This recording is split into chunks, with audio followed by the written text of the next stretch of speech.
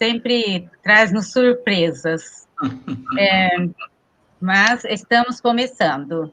O entrevistado de hoje é Júlio Emílio Braz, escritor, romancista e roteirista, formado em História pelo Unirio e técnico em Contabilidade.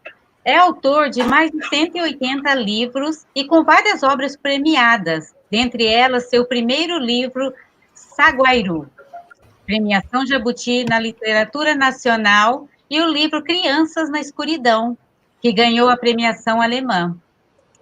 Suas obras encontram-se traduzidas em vários idiomas, entre eles o dinamarquês, espanhol, alemão, inglês e italiano. É uma extensa quantidade de obras produzidas que tratam das mais diferentes temáticas, como o dia a dia na adolescência, drogas, gravidez, sexualidade, tráfico de drogas, miséria, preconceito e discriminação, esportes radicais, dentre outros temas. Júlio, obrigado pela generosidade de ter aceitado o nosso convite. Não é primeiro que assim, não é generosidade, porque eu pessoalmente sou um tagarela, adoro falar, né? Segundo que assim, muitas vezes é chato falar isso no início da palestra, geralmente eu falo quando é presencial, eu falo no final, porque cada vez que eu bato papo com alguém, eu saio com subsídios para mais um livro. Então, de repente, você fica aqui falando e alguém fala alguma coisa que provoca a produção de um livro, né? Não tem criação do nada, você cria a partir de alguma coisa. Perfeito. Né? Nós ficaríamos muito felizes se saia um livro daqui, desse momento. Como mediador, nós temos o Amarildo Brilhante, acadêmico na pós-graduação pela Unifesp, Universidade Federal de São Paulo, em Literaturas e em Língua Portuguesa. Escritor, professor e membro da Academia Araçatubense de Letras. Hoje, o nosso entrevistado é um dos gigantes da literatura infanto-juvenil, um dos mais destacados da nossa literatura brasileira na atualidade, o senhor Júlio Emílio Braz. Podemos retirar o senhor, Júlio? Com certeza, o senhor era meu pai, né? O seu Sebastião Braz que era o Braz da família. Depois que ele morreu, todo mundo aqui é Júlio, Marcelo, pega até mal, né? Certo. Júlio, é um grande prazer recebê-lo aqui, né? É uma satisfação muito grande, você não tem ideia, né? A gente sabe da importância que você é hoje para a literatura. Então, nós vamos bater um bate-papo aqui, eu creio que será um bate-papo muito gostoso, né? Eu quero agradecer muito, muito a tua presença por ter aceito o nosso convite. Eu apresento também... Pode falar, Júlio. Não, só isso, né? Não é nenhum favor, não. Estamos aqui com o maior prazer. Eu apresento também a professora Sueli Garcia, que é formada em Pedagogia, Letras, com especialização pela USP, e professora com experiência em gestão escolar. E aí nós estamos, Júlio, com 4 alunos que eles vão dirigir algumas perguntas para você, né, nesse bate-papo nosso de hoje. E aí eu passo para a professora Sueli para que ela possa apresentar quem são os alunos que vão iniciar, né, a nossa entrevista, nosso bate-papo, e assim eles já iniciarem com as perguntas. Tá bom. Sueli. Sinta-se à vontade, Miguel, para iniciar. Boa tarde. Eu, primeiramente, gostaria de dizer que é uma honra para todos nós ter você aqui presente. E eu queria te agradecer novamente por essa oportunidade incrível de ter essa conversa com você. Eu queria começar te perguntando que, bem, você é um grande escritor e você é um grande escritor negro. E tendo isso em vista, é notável que você tenha um grande papel na representatividade. E eu penso que, tendo esse grande papel, você também tem uma grande responsabilidade. E é isso que eu gostaria de te perguntar. Como é esse processo de lidar com essa responsabilidade? Na verdade, eu procuro não pensar nisso, porque senão eu vou ficar meio... até quando aparecem uns autores novos, né, assim, que fica com essa história de mestre para lá, mestre para cá, eu procuro fugir, sai logo dizendo que eu não sou mestre Yoda, nem nada parecido, eu não estou afim dessa coisa de mestre, que eu me sinto um verdadeiro monstro tibetano nessa hora. Até porque, como lá diz o Homem-Aranha, com grandes poderes vem grandes responsabilidades, né? E eu, assim, eu me sinto muito tranquilo, eu gosto do que eu faço faço assim, olha, mas não tenho essa pretensão, sabe? Nem de dar... Muita garotada, quando você vai na escola, eles vêm com aquela conversa, né? A pergunta já é padrão. A primeira que eu ouço, qual é a mensagem do meu livro? Eu já vou dizendo que a mensagem não é nenhuma, porque eu não sou carteiro para começo de conversa. O autor minimamente inteligente, ele não bota a mensagem no livro, ele faz com que o leitor encontre as mensagens que ele não colocou, porque essa é a grande, digamos assim, sacação da literatura. Não é eu chegar e te dar pronto e acabado, né? Vai, aqui, está aqui pronto, pode comer, pode beber. Não, é exatamente o contrário. É você, a partir da sua imaginação, porque, na verdade, é um texto literário, é um jogo de imaginários, é o meu quando escrevo, mas é fundamentalmente o seu, porque, na verdade, vou ser sincero, eu acho que quem viaja mesmo na maionese é o leitor. É ele que quanto mais se deixa absorver pela literatura, mais ele fantasia, né? Eu tenho o meu potencial de fantasia, mas ele é insuficiente. Tem coisas que, ao longo da minha carreira, eu vi que são muito engraçadas e algumas até preocupantes, viu? Recentemente, eu recebi um Instagram de uma menina que ela gostou, diz ela lá do Rio Grande do Sul, que ela gostou tanto do meu livro, mas gostou tanto que ela tatuou uma frase do livro no braço. Eu falei, putz, já começou a ficar complicado. E aí ela falou ainda por cima assim, porque o livro ele é narrado em primeira pessoa e parece que é alguém contando a sua vida, parece um livro autobiográfico. Ela virou para mim e fez a pergunta mais assustadora do universo. Só tem notícias da família do Lucas? Eu falei, caramba, e agora? Ela está achando que a família existe. Não existe família do Lucas. Porque nunca existiu o Lucas, ele é tudo inventado. Né? Então, nessas horas, eu fico meio preocupado, cara, sabe? Porque, assim, a gente está manipulando palavras, mas essas palavras ganham concretude na cabeça do leitor. Então, eu tenho, assim, uma preocupação muito grande, porque as pessoas, é uma coisa que me incomoda, sabe? Assim, a gente percebe que uma coisa muito diferente, o Mamarildo vai entender, a Sueli vai entender, nós somos de uma outra geração e a gente tinha um contato muito grande com o outro, sabe? Colegas, amigos, turma, galera, professores, alunos, a gente sempre tinha muita gente por perto. E hoje uma coisa que cria uma grande dificuldade é que a maioria da garotada, por várias razões, no mundo, não é só no Brasil, elas estão muito sós.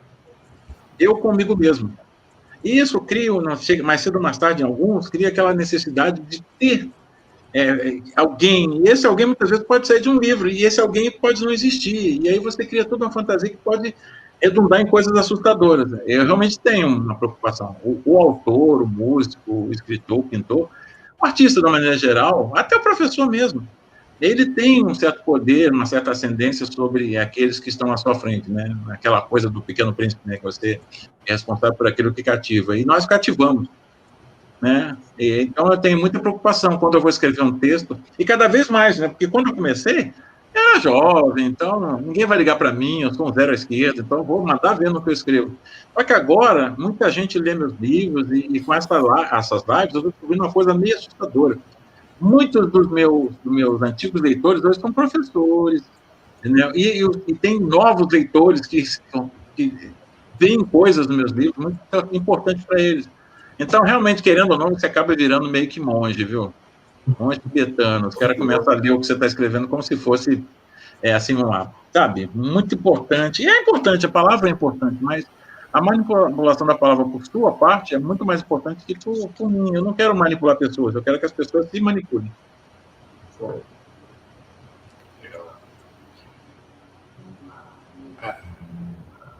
Manoele?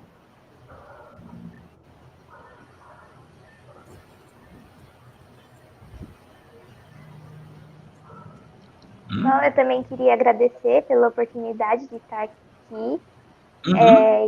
Eu gostei muito quando eu recebi. E então, vamos para a pergunta. Vamos. Durante a sua vida, quais pessoas inspiraram você a escrever? Você poderia comentar suas experiências com as obras premiadas? Vamos lá, vamos por parte. As pessoas. A minha história é meio engraçada, viu? Tem hora que eu fico pensando que, na verdade, eu sou personagem de um. Estou me sentindo um verdadeiro Matrix. E eu estou achando que estou na realidade e estou em outra. Porque, assim, se você parar para pensar, minha vida é meio estranha, porque os meus primeiros incentivadores na leitura eram duas analfabetas. Né? É um contrassenso, né? Você ser incentivado a ler por alguém que não sabe ler. Era a minha mãe, né? E vai ficar mais engraçado ainda. Fica sentado aí que tu vai ver. Entendeu? A minha mãe, que só sabia escrever o nome, e minha tia, que nem isso sabia. E o mais engraçado, que agora vai ficar mais ficcional ainda, as duas tinham o mesmo nome, Geralda. Minha mãe era, assim, enlouquecida por leitura, sabe, assim, e por escola. Escola, então, nossa, que você queria ver minha mãe enlouquecer, botar os pés dentro da escola, né? E aí a minha mãe, ela achava que ler era importante, educação. Tinha uma frase que ela repetia o tempo todo, quando a gente não estava muito afim de ir para a escola, ela ficava no meu ouvido da minha irmã, assim, tudo que eu posso dar para vocês é educação, tudo que eu posso dar para vocês é educação. Depois de ouvir isso 457 vezes, a gente corria para a escola, porque senão ela continuava falando, né? E, nossa senhora. E aí lá vamos nós. E assim, um dia eu morei, nasci em Minas Gerais, mas eu vim muito cedo para o Rio de Janeiro, né? E eu fui morar entre vários lugares numa comunidade, numa favela chamada Favela da Maré, e não tinha nada para fazer lá, né? Nem televisão eu tinha. Um dia apareceu um homem, sei lá o que ele foi fazer lá, vendendo livros na favela. E minha mãe passou uma conversa nele, porque ele queria vender à vista. E à vista, sem chance. A minha mãe passou uma conversa nele e começou a vender a perder de vista, né? E foram os primeiros livros que eu ganhei. Só que, como eu falei, minha mãe era analfabeta. Então, ela comprava o livro mais pela belezura da capa, por exemplo, do que pelo conteúdo, né? Uma vez ela comprou uma capa... Júlio, deixa eu só fazer uma interferência. A sua mãe, ela não tinha esse conhecimento das letras, né? Uhum. Mas eu percebo, assim, que ela era uma mulher que, embora tivesse essa privação das letras, ela refletia em você... que você fosse uma pessoa de destaque na sociedade. Então, sim, por isso que ela te influenciava tanto e te empurrava tanto a crescer através da educação, né? E eu tenho certeza que hoje você é muito grato por isso, né? Porque não tenha dúvida. Foi fundamental para que você pudesse ser o que você é hoje, né? Sim, eu sou a minha mãe sem tirar nem pôr, né? Fora a sexualidade, né? O resto eu sou a minha mãe, porque assim, ela compensava a educação formal com a sabedoria que, assim, de fazer o queixo para ele lá bater no chão, né? Ela, a rainha das frases, assim, ela que parecia ser a mestre, né? Porque toda hora tinha uma frase para todas as ocasiões. Uma das primeiras que ela disse para mim foi muito hilária, porque na época eu não entendi nada, mas depois eu fui entendendo e cada vez mais eu entendo. Ela dizia que pobre tem que ter pelo menos imaginação. Aí eu, né? Estava naquela fase dos 5, 7, da perguntação interminável, né? Eu fui lá e perguntei, né? Por quê? Ela falou, porque pobre não tem mais nada, se não tiver imaginação, tá ferrado. Tem que ter pelo menos isso, né?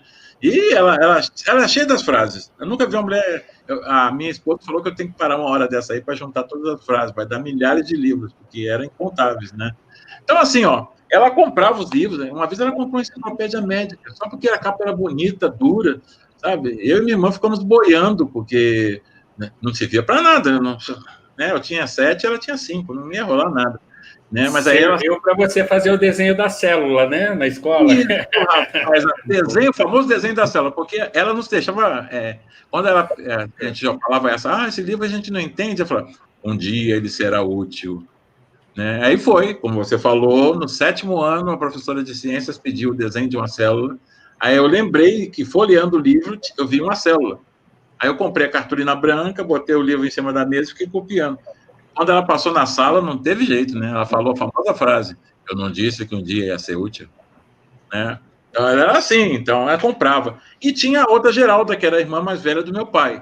Essa também era analfabeta, era empregada doméstica, daquelas que ficavam o tempo todo na casa do patrão, e os patrões eram pessoas muito cultas, sabe? Eles compravam tanto o patrão, que era um médico, como a esposa e os 3 filhos, liam muito. Só que como eles liam muito, ficavam muitas vezes cheios de livros, eles costumavam dar ou jogar fora.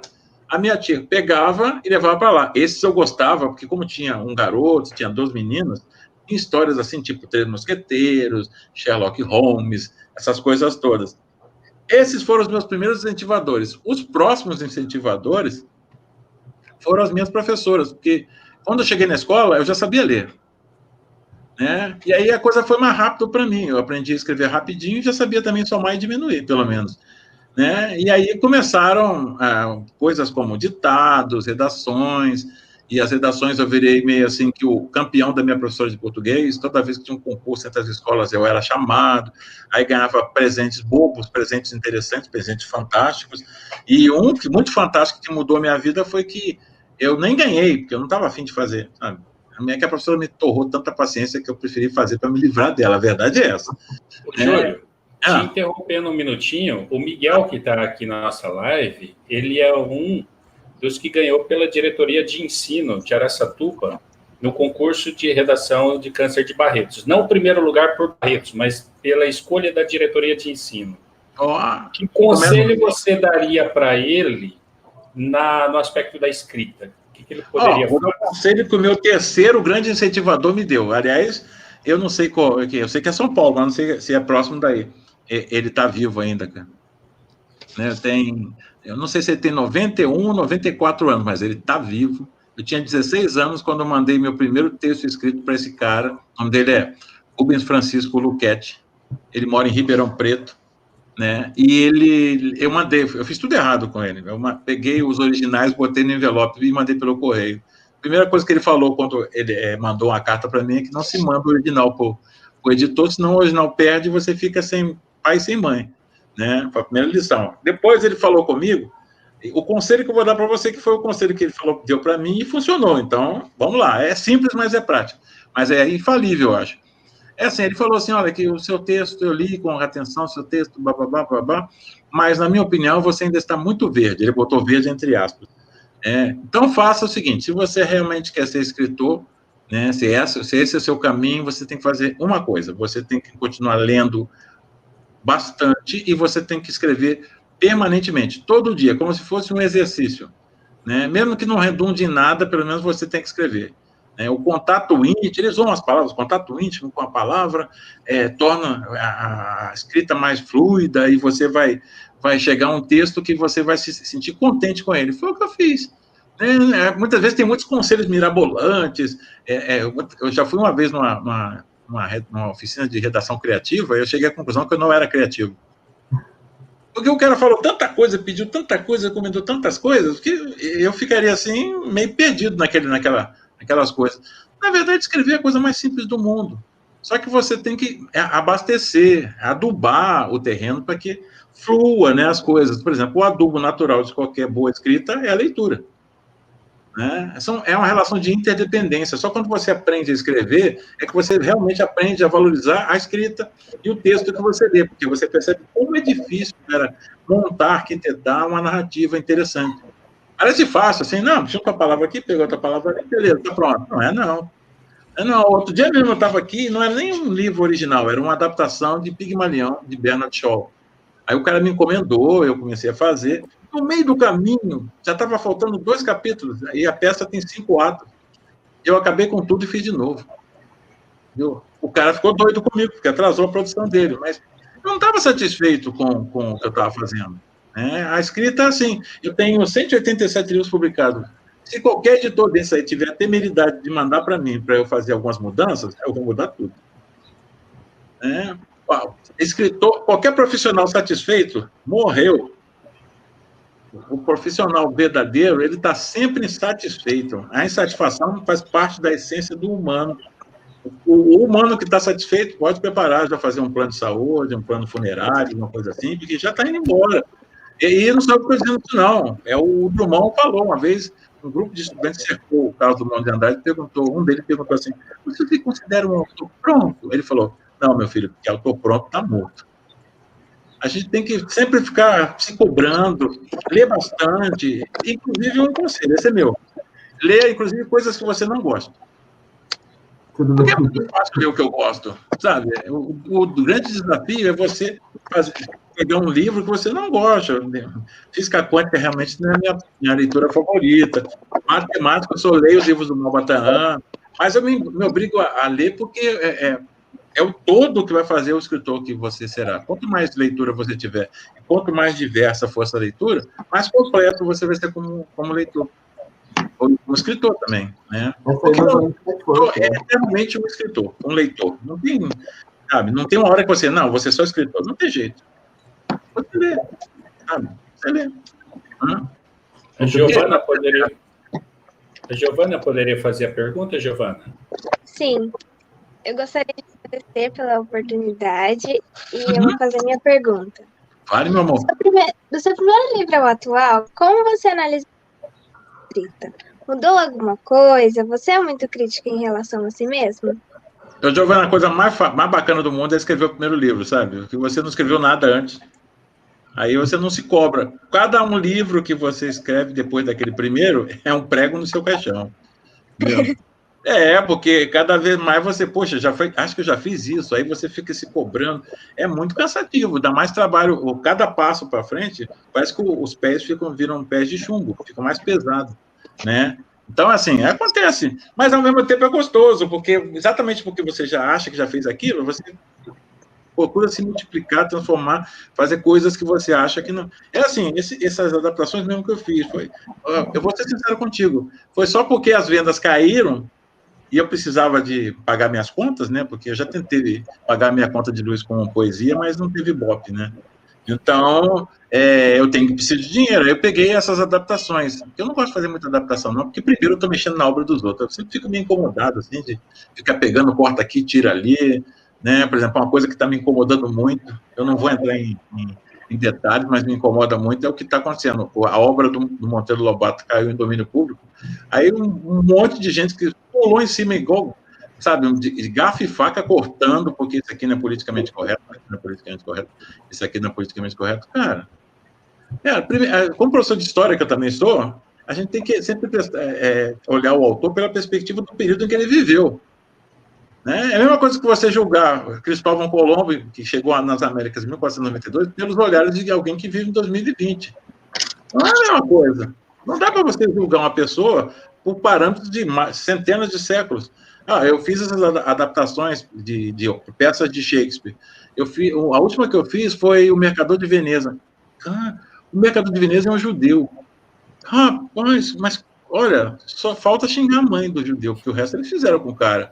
Eu não podia fazer adaptação com aquele texto que estava ali, porque, metade da comunidade judaica do mundo viria atrás de mim. Então, o que eu fiz? Eu não cortei, porque eu acho um pecado você cortar a obra do autor. O outro cara chama-se William Shakespeare. Né?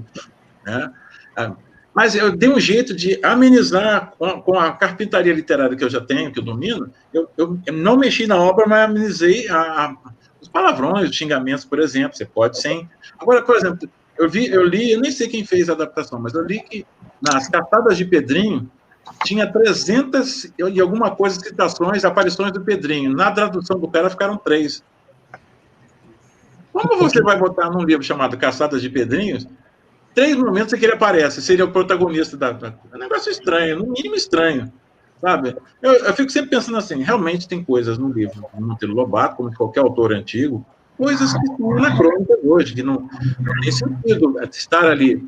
Mas nessa hora, principalmente a leitura para jovens e para crianças, tem uma pessoa muito simpática, fica lá na frente assim, ele é ligeiramente humano, é conhecido vulgarmente como professor, mas alguns chamam de mestre e outras coisas, né? E essa pessoa é como se fosse um mediador da leitura.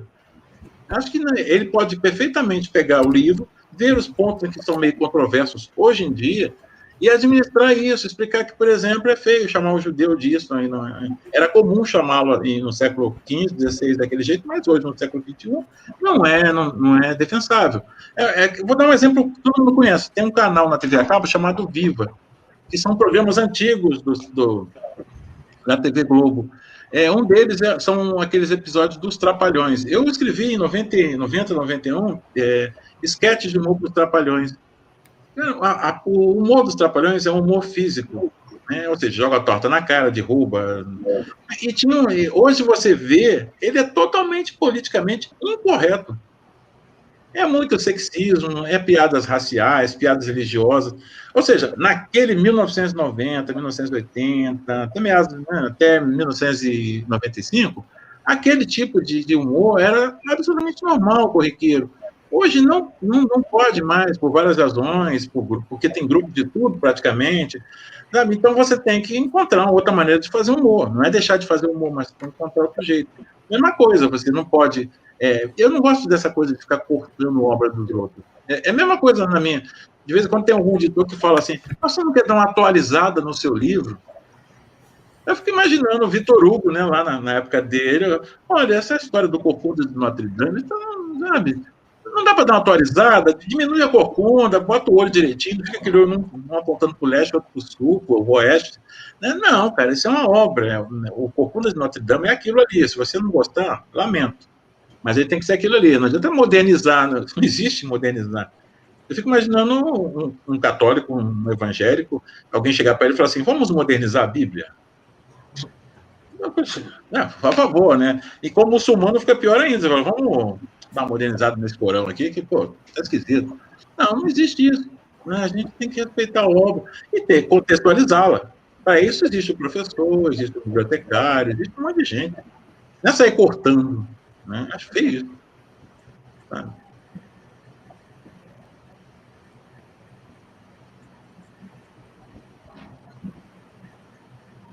Opa! Manu? Maria Clara. Não é? Mais alguma? Não, é a Manu mesmo. Alô? Estamos aguardando a Manuele fazer a pergunta. Tá.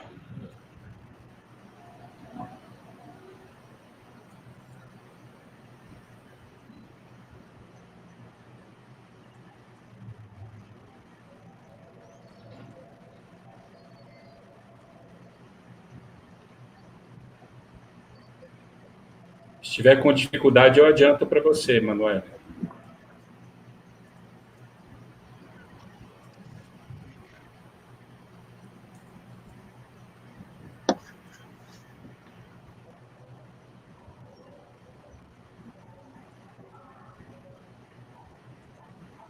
Passa para o Miguel. Vai lá, Miguel. Eu pergunto no lugar dela? Não, é sua pergunta mesmo. Tá. Júlio, você poderia citar alguns escritores negros ao longo da história que você acha que todo mundo deveria ler? E eu gostaria de saber quem ilustra seus livros. Quem? Quem ilustra seus livros. Tá. Olha, antes de qualquer outra coisa, qualquer outro autor que eu vá citar, você pode botar no seu caderninho aí, Lima Barreto. Né? Na minha opinião pessoal, não é o melhor escritor. Existe o onipresente Machado de Assis, que ele é complicado você... Primeiro, se você quer dizer assim, qual os melhores escritores negros do Brasil? Você tira o Monteiro Machado de Assis, deixa ele aqui, e agora vamos julgar os melhores, porque ele é fora de... Se ele falasse inglês e morasse em Londres, né, ele estaria no mesmo nível de Dickens e outros grandes autores ingleses. O problema dele é que ele falava português, né? Português é uma língua complicada, viu? Ainda bem que existe o Brasil, que senão o português seria parecido com o esloveno, croata, uma língua que poucos povos falariam. Né? O Brasil é que dá alguma relevância ao português. Então, assim, Lima Barreto é um autor que eu... Gozado, que foi um autor que eu não descobri na infância nem na adolescência, eu fui descobrir na vida adulta, mas eu fiquei apaixonado tanto pela escrita dele, como pela a coragem das abordagens que ele fez. Tem livros dele. Você quer conhecer o Brasil como ele é hoje, tem que ler pelo menos um livro de Lima Barreto, ou algum conto dele, porque ele era um analista muito crítico sobre o Brasil, não só em relação à questão racial, mas no Brasil como um todo, né? Outros autores muito legais, por exemplo, um cara que eu gosto muito, apesar da poesia ser muito difícil, pouco lida, é Cruz de Souza, né? É um grande poeta negro, um dos 2 melhores poetas negros do mundo, simbolista, né? Mas como ele é brasileiro, pouca gente conhece, tem muita gente que fala que leu, mas conhecer mesmo não conhece, né? Deixa eu ver mais aqui. Eu também gosto de falar de livros, né? Recentemente eu fui em Porto Alegre e li um autor chamado Jefferson Tenório.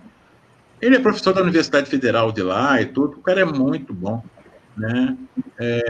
Também tem um poeta... Tem um escritor aqui no Brasil, que ele não é um grande autor, mas foi um bom autor de literatura infanto-juvenil e foi também um bom autor de história. Ele era historiador, que é o João Rufino. Né?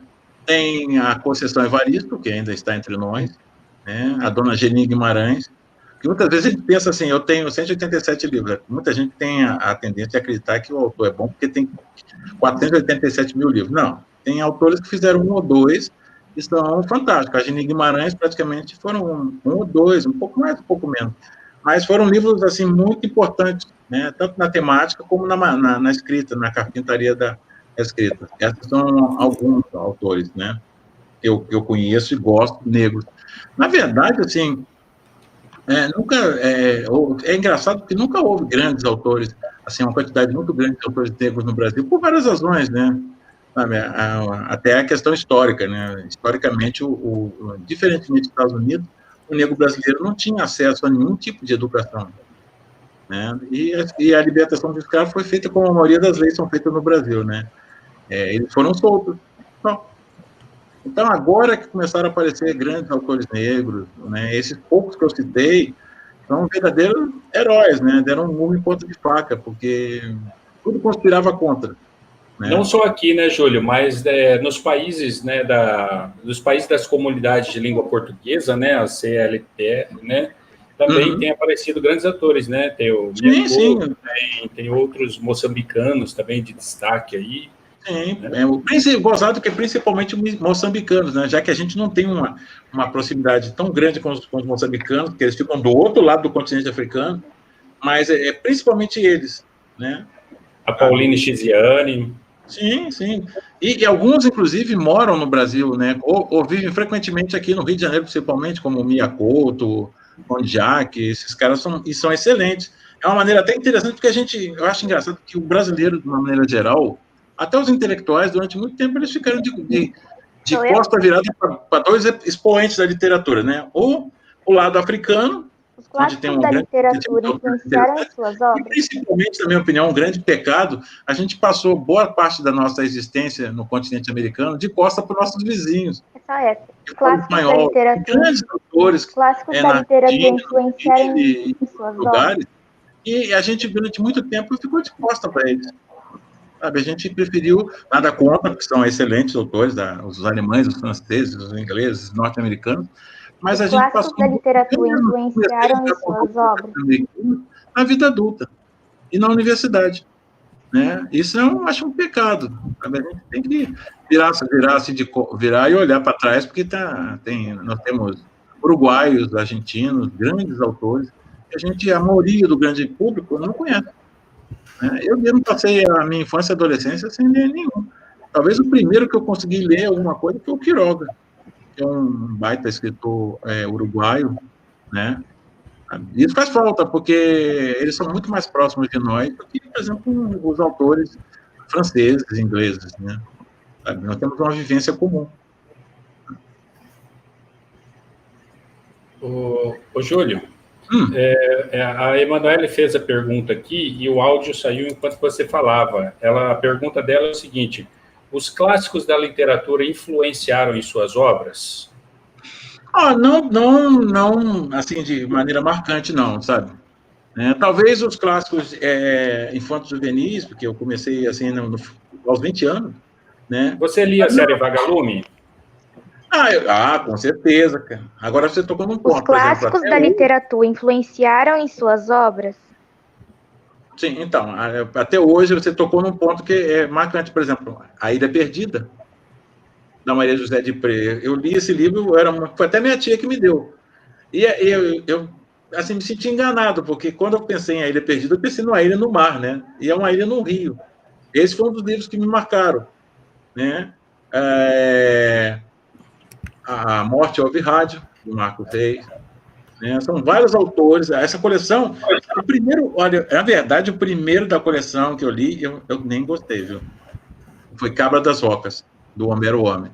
Eu ainda estava na escola pública ainda, quando a professora passou esse livro para a gente, mas é uma coleção até paradigmática da literatura infanto-juvenil, né? Porque ela criou toda uma geração de fãs. Eu não li muitos, não, mas os que eu li, principalmente esse, A Ilha Perdida, ficou na minha memória, né? Tanto quanto que até hoje eu não descobri, o Ofélio e Narbal Pontes. Né? Eles foram autores que escreviam muita história de aventuras e tudo mais, e esse eu também lia bastante. Né? Foi a grande coleção nacional daquela época. Né? E parece que ela está voltando. Né? Eu li no jornal, foi no sábado, que eles estão fazendo novos volumes com novos autores. Tomara que tenha o mesmo apelo, sabe? É um outro contexto, é uma outra relação.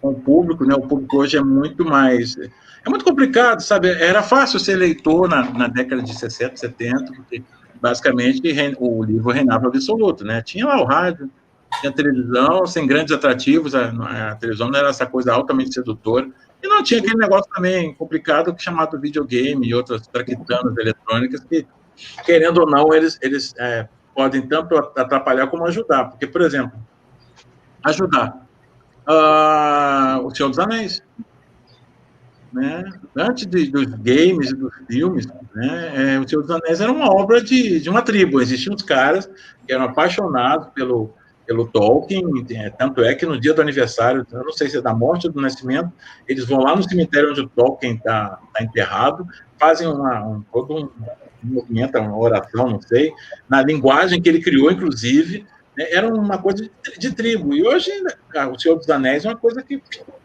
mal comparando, é igual a TV Globo no que concerne as minisséries. Eu não gosto muito de novela, não, sabe? Eu até via quando era criança, porque eu achava mais interessante, mas hoje elas são tão pasteurizadas que quem viu uma, acho que até viu todas, né?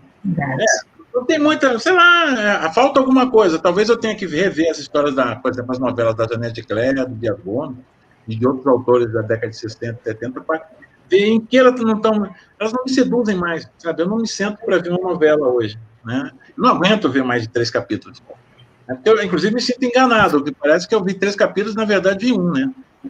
Porque aquele camarada que foi ao banco, ele depois do 3º capítulo, ainda não entrou na agência. Né? É um negócio muito arrastado pro meu gosto. A dinâmica é outra, sabe? Sei lá.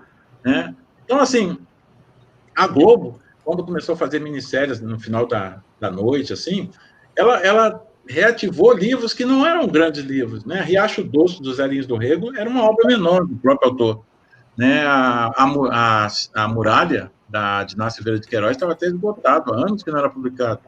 E ao mesmo tempo, ela pegou livros que são difíceis de um leitor comum, como o Grande Sertão Veredas e outros, que são de leituras muito complicadas, e popularizou com a cinematografia. Não é a mesma coisa.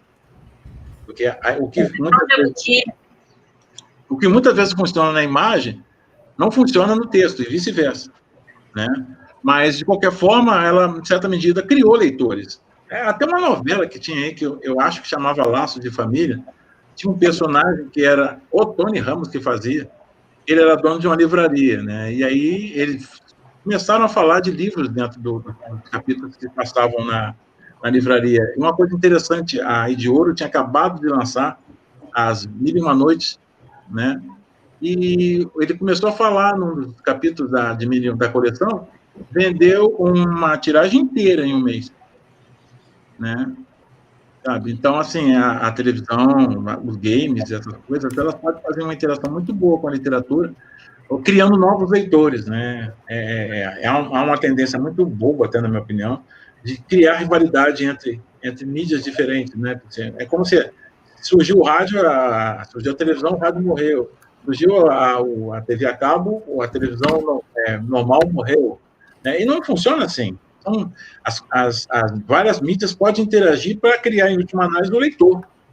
Né? Não precisa ser, não somos rivais, somos amigos, temos o mesmo interesse, pegar aquele cara que está na esquina ali, que não está lendo nem fazendo nada.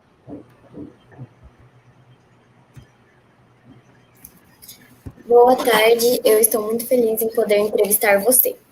Vamos para a pergunta. Geralmente, bons autores são bons leitores. Quais são os gêneros de leitura em que é mais apaixonado? Ainda sobra tempo para a leitura?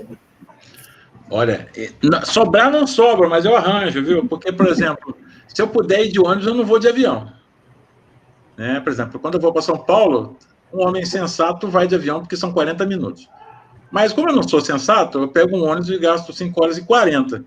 Né? Aí, dentro do ônibus, eu leio pelo menos metade de um livro, na pior das hipóteses. Quando é pequenininho, eu leio durante a viagem, até Roseira eu já li. Né? Outra coisa, aeroporto. Sento no aeroporto, fico lendo. Entro no ônibus urbano, fico lendo. Quando eu vou para Niterói, eu não vou pela ponte, eu vou por baixo, no mar, de barca, que aí é mais lento, e eu vou lendo também. Né? Eu estou esperando alguma coisa em algum lugar, uma repartição pública, demora, né? Devo de novo. Eu tenho sempre um livrinho na pasta. Né? Agora mesmo eu estou lendo a biografia de um autor que eu sou apaixonado pelo trabalho dele, que é o Jack London, que era um autor norte-americano do início do século XX. Né? Adorei, um dos primeiros livros que eu li foi uma tradução, claro, eu não li em inglês, é o Chamado Selvagem, é dele, ele é o autor. Né? E a vida dele mesmo é apaixonante. Aí eu encontrei uma biografia dele, uma nova biografia, e estou lendo. Né? Mas já tem na fila, que tem uma filinha bonita. Toda vez que eu entro numa livraria, olha, tem um lugar que eu não posso entrar com cartão de crédito, cheque, dinheiro, então nem pensar. Né? Que é livraria. Se o vendedor me deixar em paz, eu levo a livraria inteira. Porque é até bom que ele me incomode. Se eu quer mais alguma coisa, né? Que aí eu compro logo o que eu quero e cai fora. Porque se deixar eu sozinho lá, é muito livro. O Humberto Eco, uma vez, ele deu uma entrevista, ele falou que na época que ele era criança, ele ia na livraria buscar novidades, eram 3 livros. Hoje, quando você vai na livraria buscar novidades, são 300, né? Aí não dá, é complicado. Aí, mas eu compro. Até porque o Luiz Fernando Veríssimo, que é um baita autor gaúcho, ele tem uma frase que ele diz que Deus só leva o cara lá, né? Depois que ele leu o último livro dele. Eu tenho um monte aqui. Vai demorar para Deus me levar, viu? E alguns são bem grossos, inclusive, viu? Para facilitar, para dificultar o processo dele. Está muito bom aqui, sabe? Lá deve estar cheio. Muita gente lá, deixa aqui. Né? Na verdade, é uma paixão, sabe? E a paixão é tão grande que, de vez em quando, eu faço alguns despropósitos. Você perguntou sobre gêneros. Por exemplo, um gênero que eu sou apaixonado desde criança são histórias policiais. Tudo bem. Nada de sangue rolando, tiroteio, massacre, isso não me diz. Eu gosto daquela literatura policial tradicional, sabe? Conan Doyle, Agatha Christie, Sherlock Holmes. Sherlock Holmes é o meu personagem favorito. Aí, quando eu li o primeiro livro de Sherlock Holmes, né? Eu tinha 10 anos. A minha tia me deu, chama-se Um Estudo em Vermelho. Né? Depois daquilo, eu saí procurando, nem um desesperado, os outros livros dele em sebo, porque eu não tinha muita grana, né? E aí mas eu encontrei quase todos. E prometi a mim mesmo que um dia eu ia visitar o Sherlock Holmes. Eu tinha 10 anos. Né? Demorou um pouquinho, mas em 2015 eu fui lá na casa dele em Londres. Né? Assim, não existe, Sherlock Holmes não existe, porque ele é um personagem tão paradigmático que fizeram uma pesquisa na Inglaterra sobre os 3 ingleses mais importantes de todos os tempos. Aí a lista ficou assim, ó. Primeiro, William Shakespeare, óbvio. Segundo, Winston Churchill. Terceiro, Sherlock Holmes. Só tem um detalhe, né? Sherlock Holmes não existe, né? Para você ver como é a força do personagem. Então, eu prometi a mim mesmo que um dia eu iria lá. Aí, em 2015, eu fui. Os prefeitos em Londres devem ser mais inteligentes que a maioria dos prefeitos que existem na face da Terra, né? Porque todo mundo que vai em Londres quer conhecer a casa do Sherlock Holmes. Ela não existe. Aí um daqueles prefeitos, eu não sei quem foi, que eu não quis pesquisar, ele um dia, como todo mundo que vai a Londres quer saber onde mora o Sherlock, o que ele fez? O endereço do Sherlock é 221B da Baker Street. A rua existe, a Baker Street existe, o 221 existe, só não tem o B.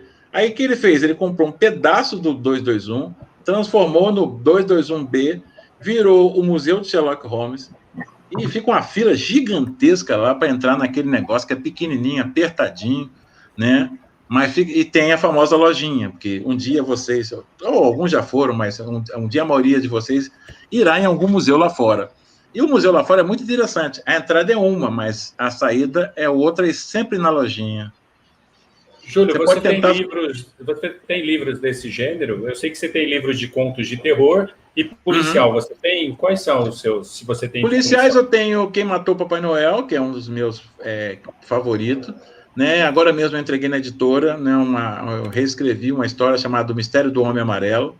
Né? Eu gosto de fazer esse tipo de literatura policial. Só que assim, eu fiquei... É aquilo que eu estava falando do rótulo. A gente fica rotulado como autor de causas sociais, aí as editoras vêm todas assim em cima de você, querendo só narrativa de causas sociais. Se você chega com história de detetive, o cara...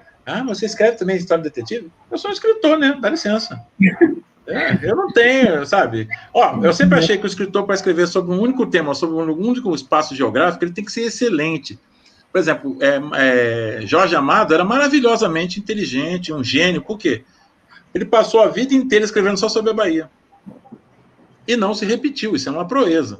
né? O Faulkner escreve muito sobre o sul dos Estados Unidos. O cara tem que ser um monstro. E ele criou uma cidade própria. Ele nem pega todo o sul dos Estados Unidos, só criou um espaçozinho e trabalha ali naquele espaço, né? Eu gosto de contar história. Eu sempre falo com as crianças que eu sou igual o zagueiro que está na área na hora do escanteio, né?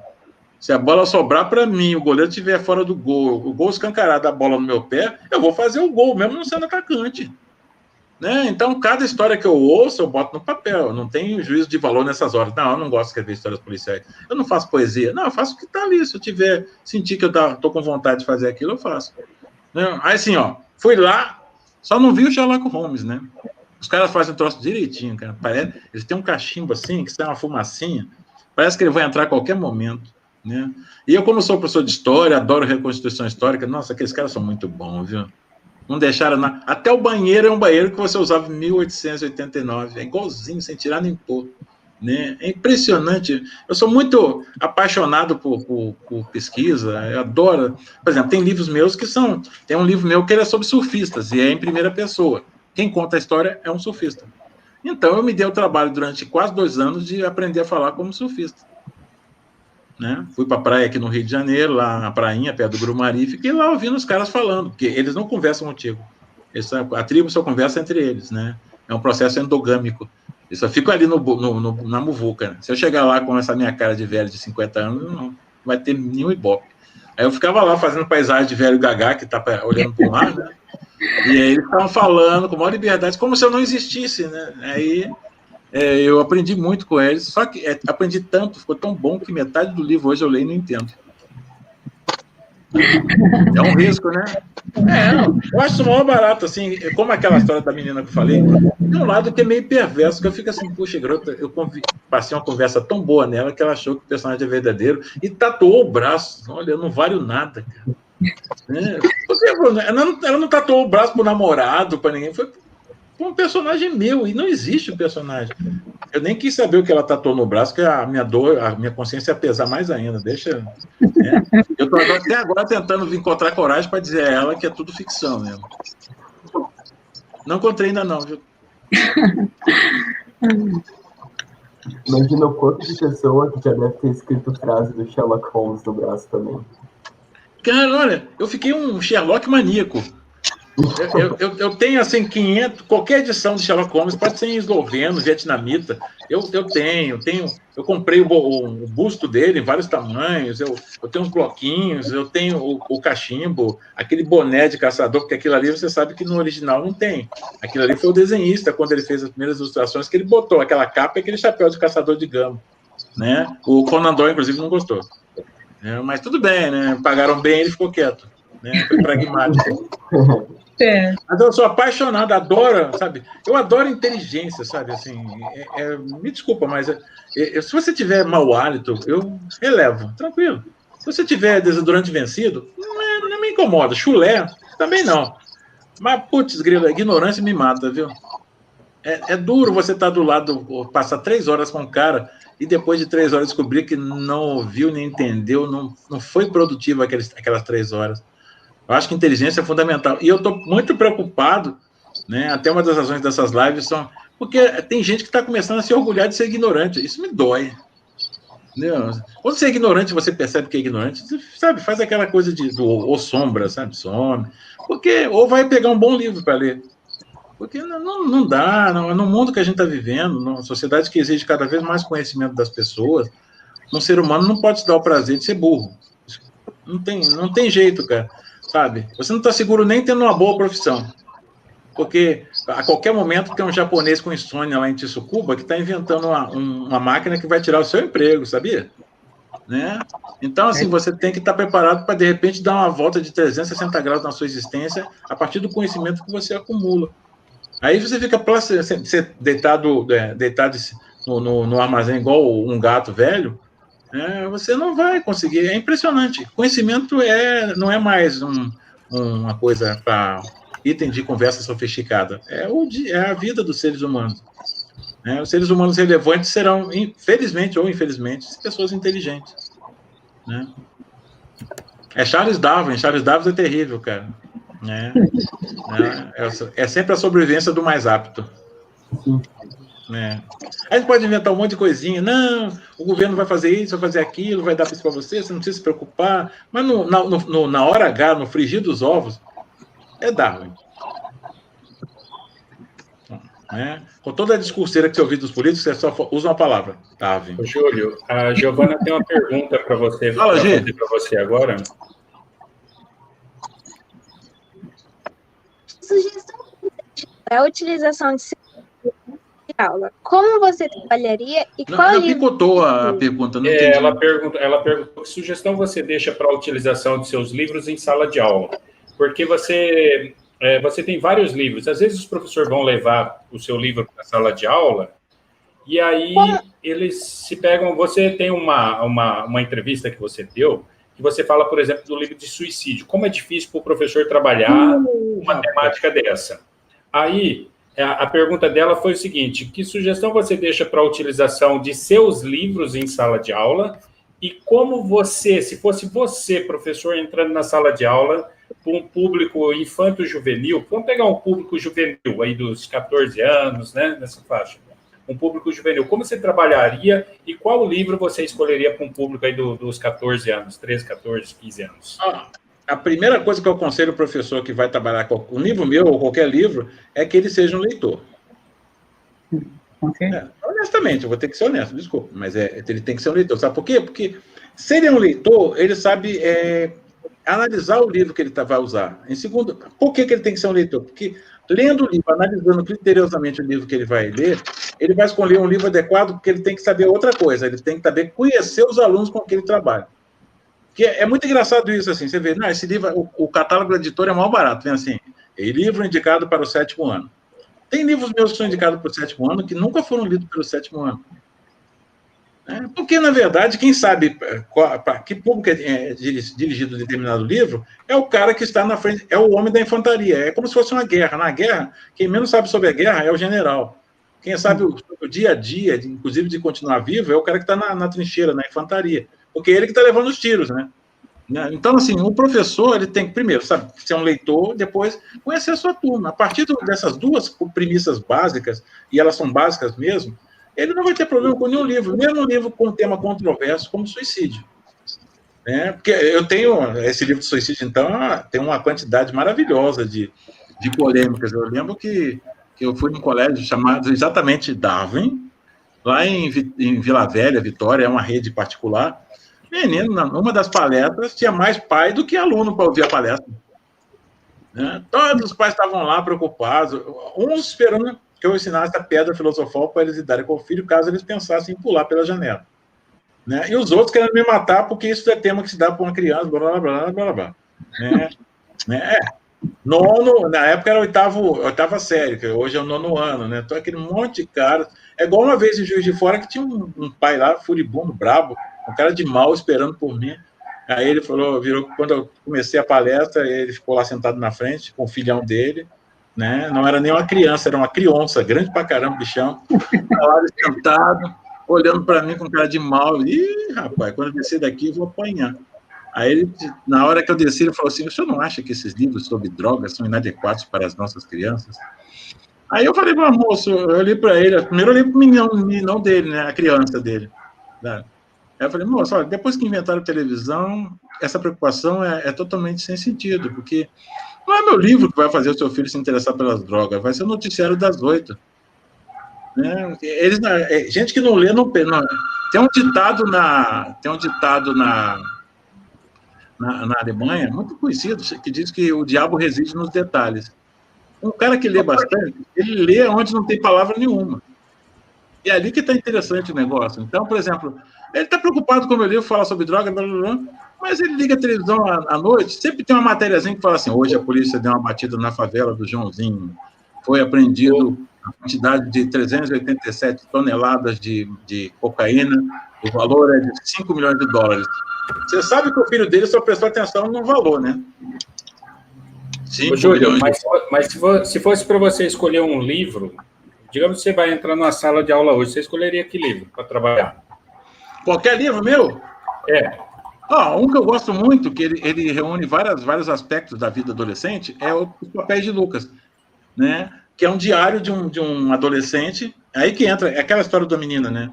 É um diário de um adolescente onde ele fala das várias dificuldades que o adolescente enfrenta ao longo de determinado período da sua vida, né? Como relação com os amigos, relação com os pais, relação com os professores, o fato do irmão ser homoafetivo, que mais? Tem a namorada, né? Ele tem ciúme dela. Vários aspectos da adolescência. Tanto é que o subtítulo desse livro é Os Papéis de Lucas, Pequeno Inventário Adolescente, porque ele faz um inventário sobre o uso de drogas, ou a sedução pelo uso de drogas, a bebida. É como se fosse um dicionário sobre como lidar com adolescente de A a Z, né?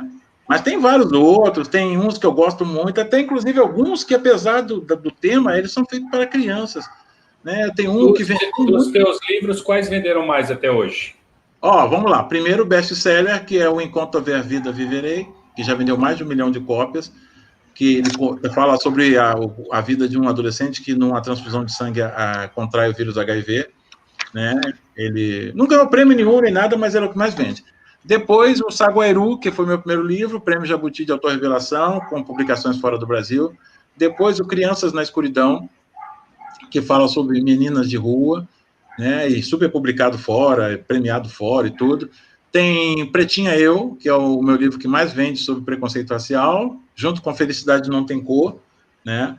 Depois vem Lendas Negras, que são lendas africanas, que curiosamente não surgiu por conta de eu estar interessado em escrever lendas africanas.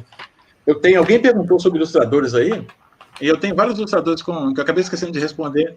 Eu tenho vários ilustradores que eu trabalho, tenho uma grande afinidade, e um cara que eu tenho muita afinidade é um ilustrador aqui do Rio chamado Sal Mudança. E o Sal Mudança, ele é muito engraçado, porque muitas vezes ele cria ilustrações e não sabe o que vai fazer com elas. E aí ele traz as ilustrações e eu crio uma história a partir do que eu estou vendo. Esse livro Lendas Negras, por exemplo, foi assim. Ele surgiu de maneira totalmente errada, porque geralmente o autor escreve as histórias, manda para a editora, o editor aprova, aí é que ele vai procurar o ilustrador. Esse não, já cheguei com a ilustração, né? E aí adaptei as ilustrações que eu ia colocar no livro os desenhos que ele tinha trazido. Então, teve uma outra vez que ele fez um livro só com... Foi até engraçada a história. Ele fez... Quer dizer, engraçada para mim, para a autora que ia usar as ilustrações, não foi, não. Né? Aqui também ninguém falou para ele. Ele fez várias ilustrações com aquele maçariquinho. Não sei se vocês conhecem um maçarico que, inclusive, é usado no restaurante para fazer creme brulee, um pequenininho, assim, né? E ele fez desenhos com aquele maçarico no papel. Ficou bonito. Só que não disseram para ele que o livro era de uma sobrevivente de campo de concentração. Ela tem um problema terrível com essas coisas de forno, fogo, queimar papel. Então, ela não quis ilustrações, eu tive que inventar uma história para aproveitar as ilustrações dele. Né? É que é uma coisa que eu comecei fazendo quadrinho. Em São Paulo tinha um ilustrador, também muito louco. Ilustrador é meio louco, viu? Eles são totalmente loucos porque eles não têm dinheiro ainda. Esse cara fazia o desenho todinho da história em quadrinho, mas não tinha roteiro. Só tinha os desenhos, assim, quadrinizados, mas não tinha história, só tinha... Aí o editor me mandava uma fotocópia daquela história e eu criava a história a partir do que eu estava vendo. Né? Foi legal, é um bom treinamento de criação, processo de criação. Né? É igual, não sei se vai dar para ver, igual isso aqui, ó. Isso aqui vendeu muito até a meados da década de 80, 90, que era chamado de bolso-livro. Livro de bolso. Né? Vendia em bancas de jornais, eram leitores, eram geralmente histórias de aventura, eu virei um especialista em faroeste. Né? Era um livro a cada 2 dias. Então, você acaba fazendo o processo criativo, é aquilo que o Thomas Edison dizia, que todo processo criativo é 90% de transpiração e 10% de inspiração. Eu fiz 412 desses livrinhos. Não ganhei nada, não sei das costas. Né? Mas foi legal como aprendizado. Eu sou um cara muito ansioso, então, quando eu crio uma história, eu tenho que botar logo no papel. Eu não fico fazendo igual o Flaubert, que gastou 17 anos para escrever Salambô. Eu me matava se eu tivesse que gastar 17 anos para fazer qualquer coisa. Né? Muitas vezes o editor liga aqui para encomendar um livro, ele fala, eu quero um livro, quando ele desliga, eu já sei que eu vou escrever. Isso é prática, não é genialidade, não, pode esquecer. É prática, né? Que se você lê um monte e você escreve um monte, claro que você fica, sabe, é quase no piloto automático. Né? Eu não acredito que seja genialidade. Não é, não. É só prática. né? Ô Júlio, tem uma pergunta aqui que vai ser direcionada pela Maria Clara para você. Sim, fala, Maria. Bom, atualmente, quais ações podemos adotar a fim de minimizar essa visão negativa que foi criada acerca do negro ao longo da história? Aí eu faço uma complementação, ô Júlio. No sentido da pergunta político, social, né? O que a gente pode estar fazendo hoje, né, para estar minimizando essa coisa hegemônica, essa coisa da discriminação, do preconceito, sabe? Toda essa coisa que ainda persiste, que eu vejo posicionamento meu, o racismo, o preconceito e a discriminação como uma patologia social, para mim é uma doença. E é uma herança também lá da escravidão, né, que persiste no imaginário das pessoas. Eu vejo que hoje o movimento negro, não sei se é assim que eu posso denominar, está se destacando cada vez mais na literatura, acho isso ótimo, né? A política de cotas também veio para trazer uma grande contribuição para a representatividade, né, e o fortalecimento da identidade negra. Então, assim, nesse sentido, o que você acha que ainda falta fazer, ou politicamente, ou socialmente, ou de outra maneira? O que você acha? Tem leis aí hoje, tem isso, tem aquilo. Quando acabou a escravidão, o Joaquim Nabuco, que é um grande abolicionista, né, um dos maiores que existiu, ele falou uma frase que explica tudo isso com muita perfeição, sabe? Ele disse que a escravidão durou mais de 300 anos, e os efeitos da escravidão durariam mais de 300 anos. Então, não há nada, assim, que não seja sendo feito, que nós poderíamos fazer. Porque como é que acaba o preconceito? Quando se naturaliza que as pessoas são as pessoas, independentemente da cor, da condição social, da religião que professam. Quando você começa a dizer que não, sabe aquelas coisas? Não. O cara é evangélico. Tem uma conotação que você está singularizando o cara da maneira errada, porque é como se todo evangélico, estou dando um exemplo que está muito em voga, pode ser uma pessoa, todo evangélico, por ser evangélico, fosse aquele cara ávaro por dinheiro, aquele cara que não tem escrúpulo. Não funciona assim. Eu tenho 500 e tantos amigos evangélicos e se tem alguns que gostam de dinheiro, tem também, boa parte deles tem alguma ética, então... Fica aquela coisa taxativa, né? Em função daquele papel que ele ocupa ali. Sim, e o ser humano é assim, faz parte da natureza do ser humano. É simplificador, né? O ser humano é simplificador. Ético ou antiético, né? O ser humano gosta de simplificar. Então, por exemplo, todo judeu é rico, pronto. E não tem judeus pobres. Eu conheço um coitado lá na Alemanha que muitas vezes eu faço a proeza de eu dar dinheiro para ele. Ele ganha, ele lida com a sociedade que é em euro e eu que tenho que dar meus minguados reais para ele. Porque ele é pobre, ele não sabe lidar com dinheiro. Então, todo japonês é inteligente. Né? E há uma tendência mas não é porque... A gente tem que explicar. O problema é que a gente demora para fazer com que as pessoas entendam certas coisas. Você entra numa turma de mecatrônica na USP, realmente você vai ver um monte de olhinhos puxados. Né? Mas isso é uma tendência da sociedade, né? É um condicionamento social, não é um condicionamento genético. Os japoneses, os chineses, os orientais, de maneira geral, eles curtem esse direcionamento, é como se fosse atleta. Né? Tem gente que diz assim, não, todo africano é um grande corredor de longa distância. É verdade.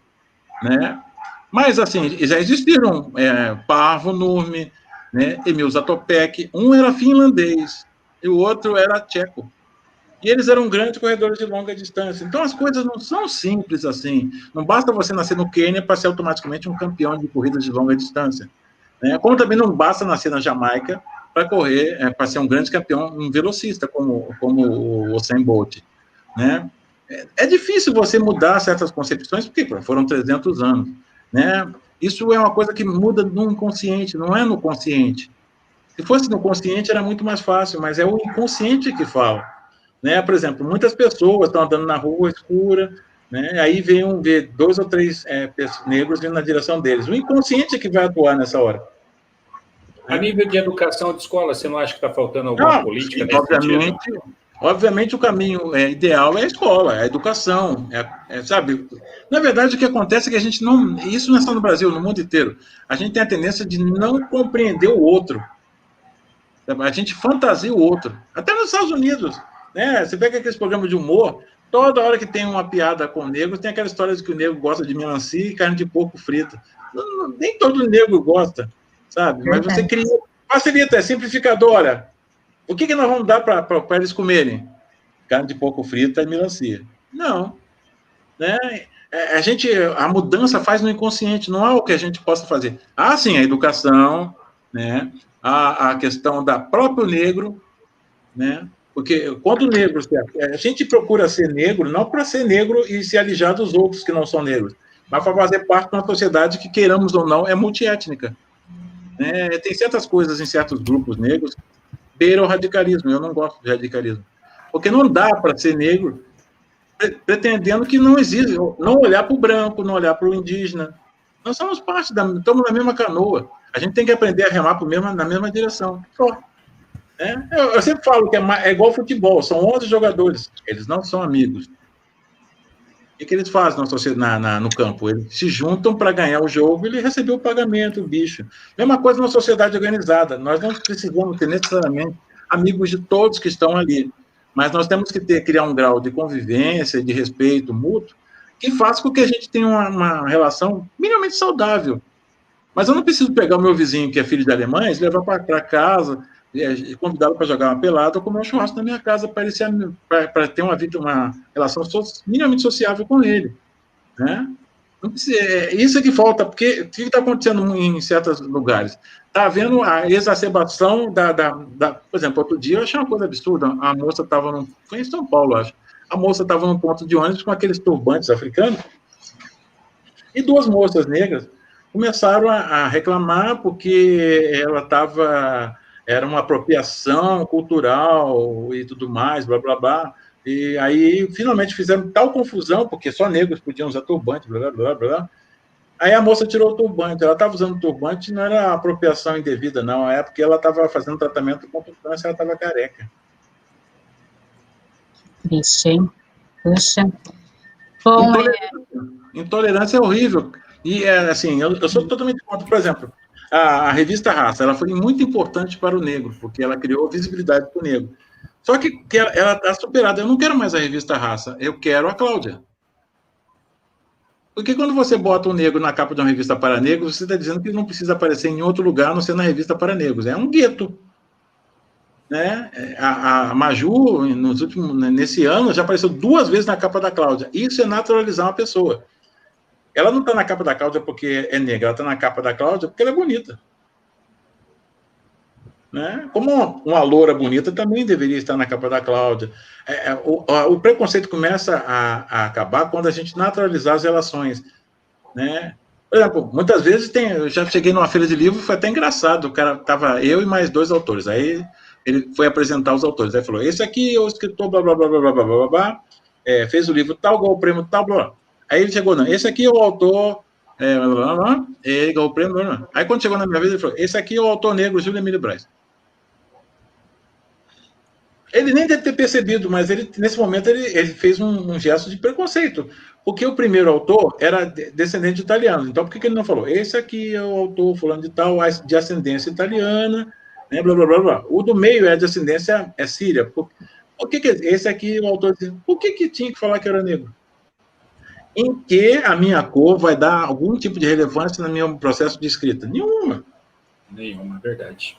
Sabe? Ô, Júlio, você tem um livro que chama O Sapo e o Poço. Isso. E esse livro, ele aparenta ter uma relação com o mito da caverna de Platão.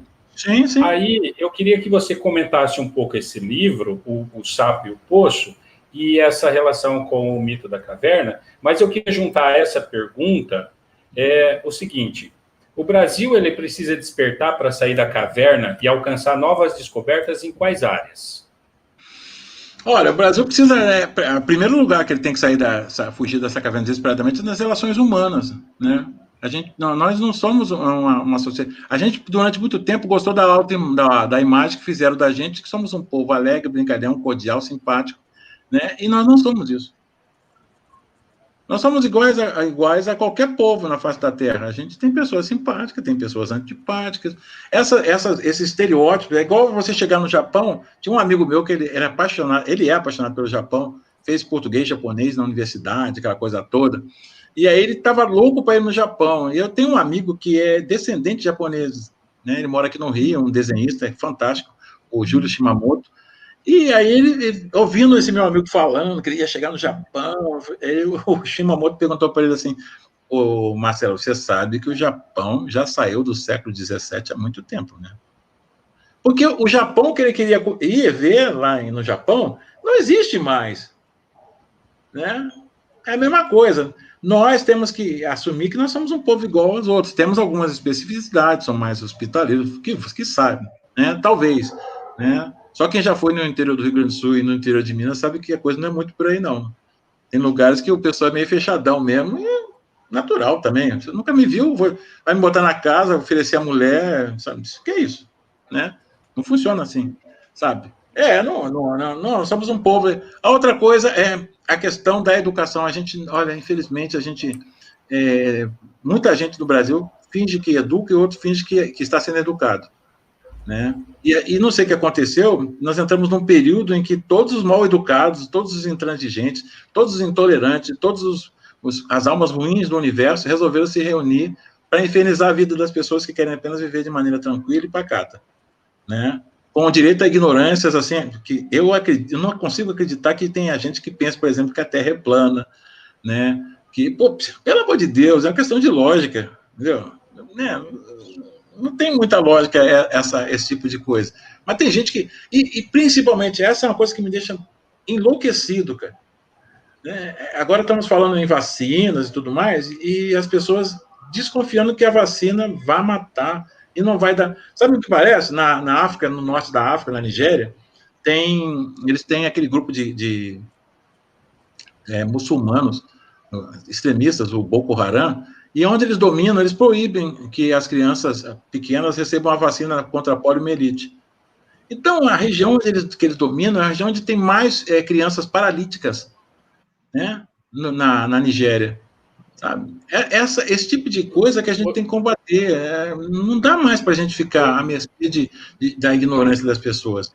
Né? Aí eu acho a narrativa do sapo e o poço, qual que é a narrativa que você adota? Só para o público saber. Eu vou te dizer um negócio assim, muito engraçado. Eu estava indo para São Paulo, aí eu estava mais uma vez lendo um livro chamado O Mundo é Plano, de Thomas Friedman, que é um livro bacana, que fala sobre a globalização. E no meio do livro tinha ele contava uma historinha em 3 linhas, que era a lenda do sapo e o poço, que é uma lenda indiana, mas de origem sânscrita. E eu achei tão interessante, por quê? Porque a minha visão do sapo e o poço é a visão da pessoa que tem medo do mundo. Daquelas pessoas que... esse é exatamente o mundo que nós estamos vivendo. As pessoas estão buscando zonas de conforto, como a internet, as redes sociais, onde você encontra grupos que pensam igual a você. Olha, não tem nada mais assustador do que você viver com 500 pessoas que pensam igual a você. É esquizofrênico. Sabe? A diversidade é uma riqueza que Deus proporcionou a nós enquanto existentes. O normal é a diferença, né? O normal é a diferença, sabe? Já pensou se não houvesse noite ou se só houvesse sol 24 horas? Mas imagina todo mundo concordando o tempo todo com o que você fala. Tu vai se matar, te garanto. Né? Ou seja, as pessoas mas as pessoas estão querendo, você vê por exemplo, usar um exemplo paradigmático, o Facebook, ele é cheio de grupos, sabe? E outra coisa, você chega ali e bota uma coisa, eu sou contra comer batata na terça-feira, rapidamente vai aparecer alguém e dizer, por que você é contra comer batata na terça-feira? O que você tem contra a batata? Entendeu? Cara, eu não gosto de batata na terça-feira, meu direito, eu como na quarta, valeu? Não, mas aí o cara, aí já aparece logo o outro dizendo, pô, acho que ele tem razão, por que você não quer comer batata na terça-feira? Cara, me deixa em paz. Entendeu? E isso é uma coisa, é uma constante do mundo moderno. As pessoas estão ficando, ao mesmo tempo que elas se isolam, elas procuram tribos onde elas serão bem recebidas. É aquela coisa da alcateia de lobos, né? O lobo vai pular em cima dos outros, assim, porque na alcateia ele é grande. Guardada devido à proporção, é a lógica do linchamento. Sozinho, o cara certamente não mataria aquele outro, mas com mais 10 ele mataria tranquilamente e não teria nenhum remorso. Não? Então, nós estamos criando uma sociedade onde as pessoas estão ficando ao mesmo tempo que elas estão sós, elas estão procurando gente para fazer. Só que não há um contato do olho, do aperto de mão, do abraço. É um bando isolado. Parece uma contradição. É um bando que está sozinho. E aos poucos isso está indo para a sociedade. Você anda na rua, você presta atenção nas pessoas. Se você não levar um amigo para falar dentro do trem, você vai ficar assim com aquele olho parado de Walking Dead, sem falar com ninguém. Tem gente que já chega ali e já mete logo os fones no ouvido. O seu livro Blog da Marina, Uhum. É Marina, né? O Blog da Marina. É Marina, é. Ele reflete um pouco essa questão do que a gente vive hoje socialmente, que é aquela coisa de todo mundo estar cego pelo celular, né? Porque você fala dela na relação dela com o computador, né? Que ela fica tão fanática ali no computador, tão presa ao computador, à tecnologia. Essa coisa do comportamento social hoje, né? Que todo mundo está com o celular ali na mão. Se você tira o celular da mão da pessoa, é como se estivesse cortando a mão dela. Olha, eu não defendo a volta ao passado, assim, todo mundo andando de bicicleta, aquelas bem grandonas, ouvindo rádio com pilha, aqueles pequenininhos. Não, eu não defendo a volta porque a gente só anda para frente. Sim, né? Sim. A tecnologia veio como uma aliada nossa, né? Isso, mas você não pode. Eu tenho uma coisa assim, acho que isso é coisa de velho, mas eu me recuso terminantemente a ficar passando a minha vida inteira decorando senhas. Eu sou muito maior do que as senhas. Eu não posso ficar... Vai pegar um dinheiro no banco, tem uma senha para ver o saldo, tem uma senha para sacar.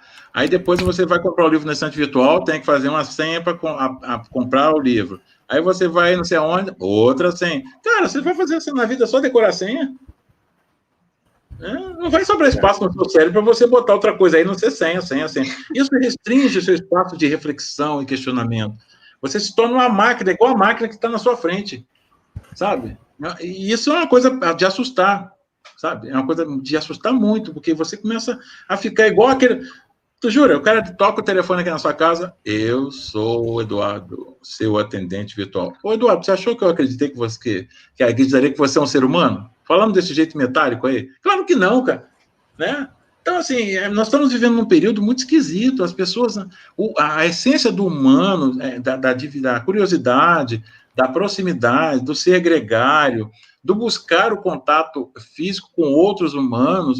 Recentemente, eu esqueci o nome do filme, eu estou aqui falando, estou tentando lembrar, que era um filme que tinha até aquele Joaquim Fênix, um baita ator, que ele tem uma espécie de secretária eletrônica. Não é uma secretária eletrônica, é uma máquina com quem ele fala e interage. Ela tem uma voz feminina.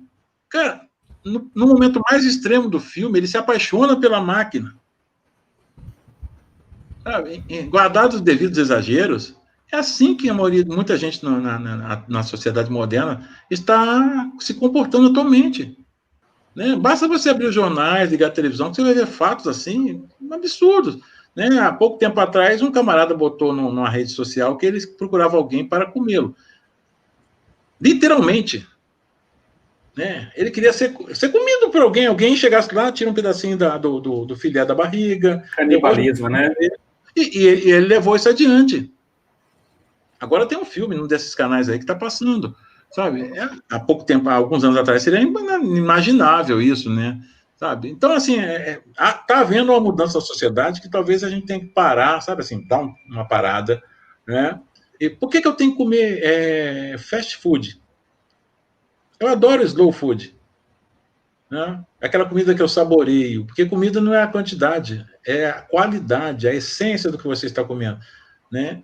Por que eu tenho que ficar pulando que nem um macaco? Eu gosto de ouvir uma musiquinha mais leve. Tem momentos que você está mais, né? Você não precisa seguir a onda, a maré, a manada, né? Na verdade, o Poço e o Sapo fala dessa coisa. Nós temos tanto medo de interagir com o outro que a gente procura colocar um intermediário entre nós e o outro, que é uma máquina. Ela vai fazer a interação ali. Sim. Só que essa máquina, aos poucos, vai tirando as suas vontades, os seus desejos, suas aspirações, e vai te dando a comodidade de ficar sentado. Tá? O que eu vejo vejo, na verdade, hoje, é que a tecnologia acaba sugando as energias das pessoas em função só da tecnologia. Sim. Você encontra, por exemplo, muitos meninos hoje, nas salas de aula, que eles são tecnológicos, altamente, né? Já sabe até programar. Só que aí, quando você fala de leitura, por exemplo, são poucos. Dá para você contar no dedo. Os meninos que hoje estão atrás de uma leitura. Eu falo leitura de livros, né? E livros que demandem um certo exercício de raciocínio, sabe? Mas, Júlio, eu queria... a professora Sueli quer fazer uma pergunta para você. Eu vou deixar ela falar um pouquinho, pode ser? Pode, claro.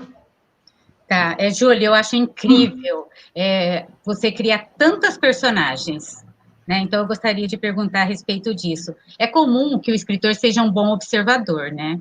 Sim, é fundamental. Como que você idealiza as personagens, né?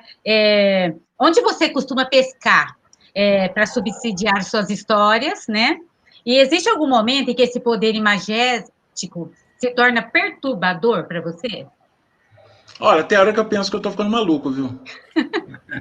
A minha segunda esposa falava que, olha, se você não fosse escritor, você já estava no hospício. E tem coisas que eu faço que não tem muita lógica, assim. Por exemplo, eu chego no ônibus, aí eu sento, aí entra alguma pessoa, qualquer sexo. Aí, se eu acho personagem, que de vez em quando é o autor da sorte, né? Geralmente a gente monta o personagem. Mas de vez em quando a gente dá de cara com o personagem pronto e acabado. O cara nem sabe que ele vai ser personagem no livro meu, mas ele já entrou ali prontinho. Né? Vou trocar o nome, né? Bacana.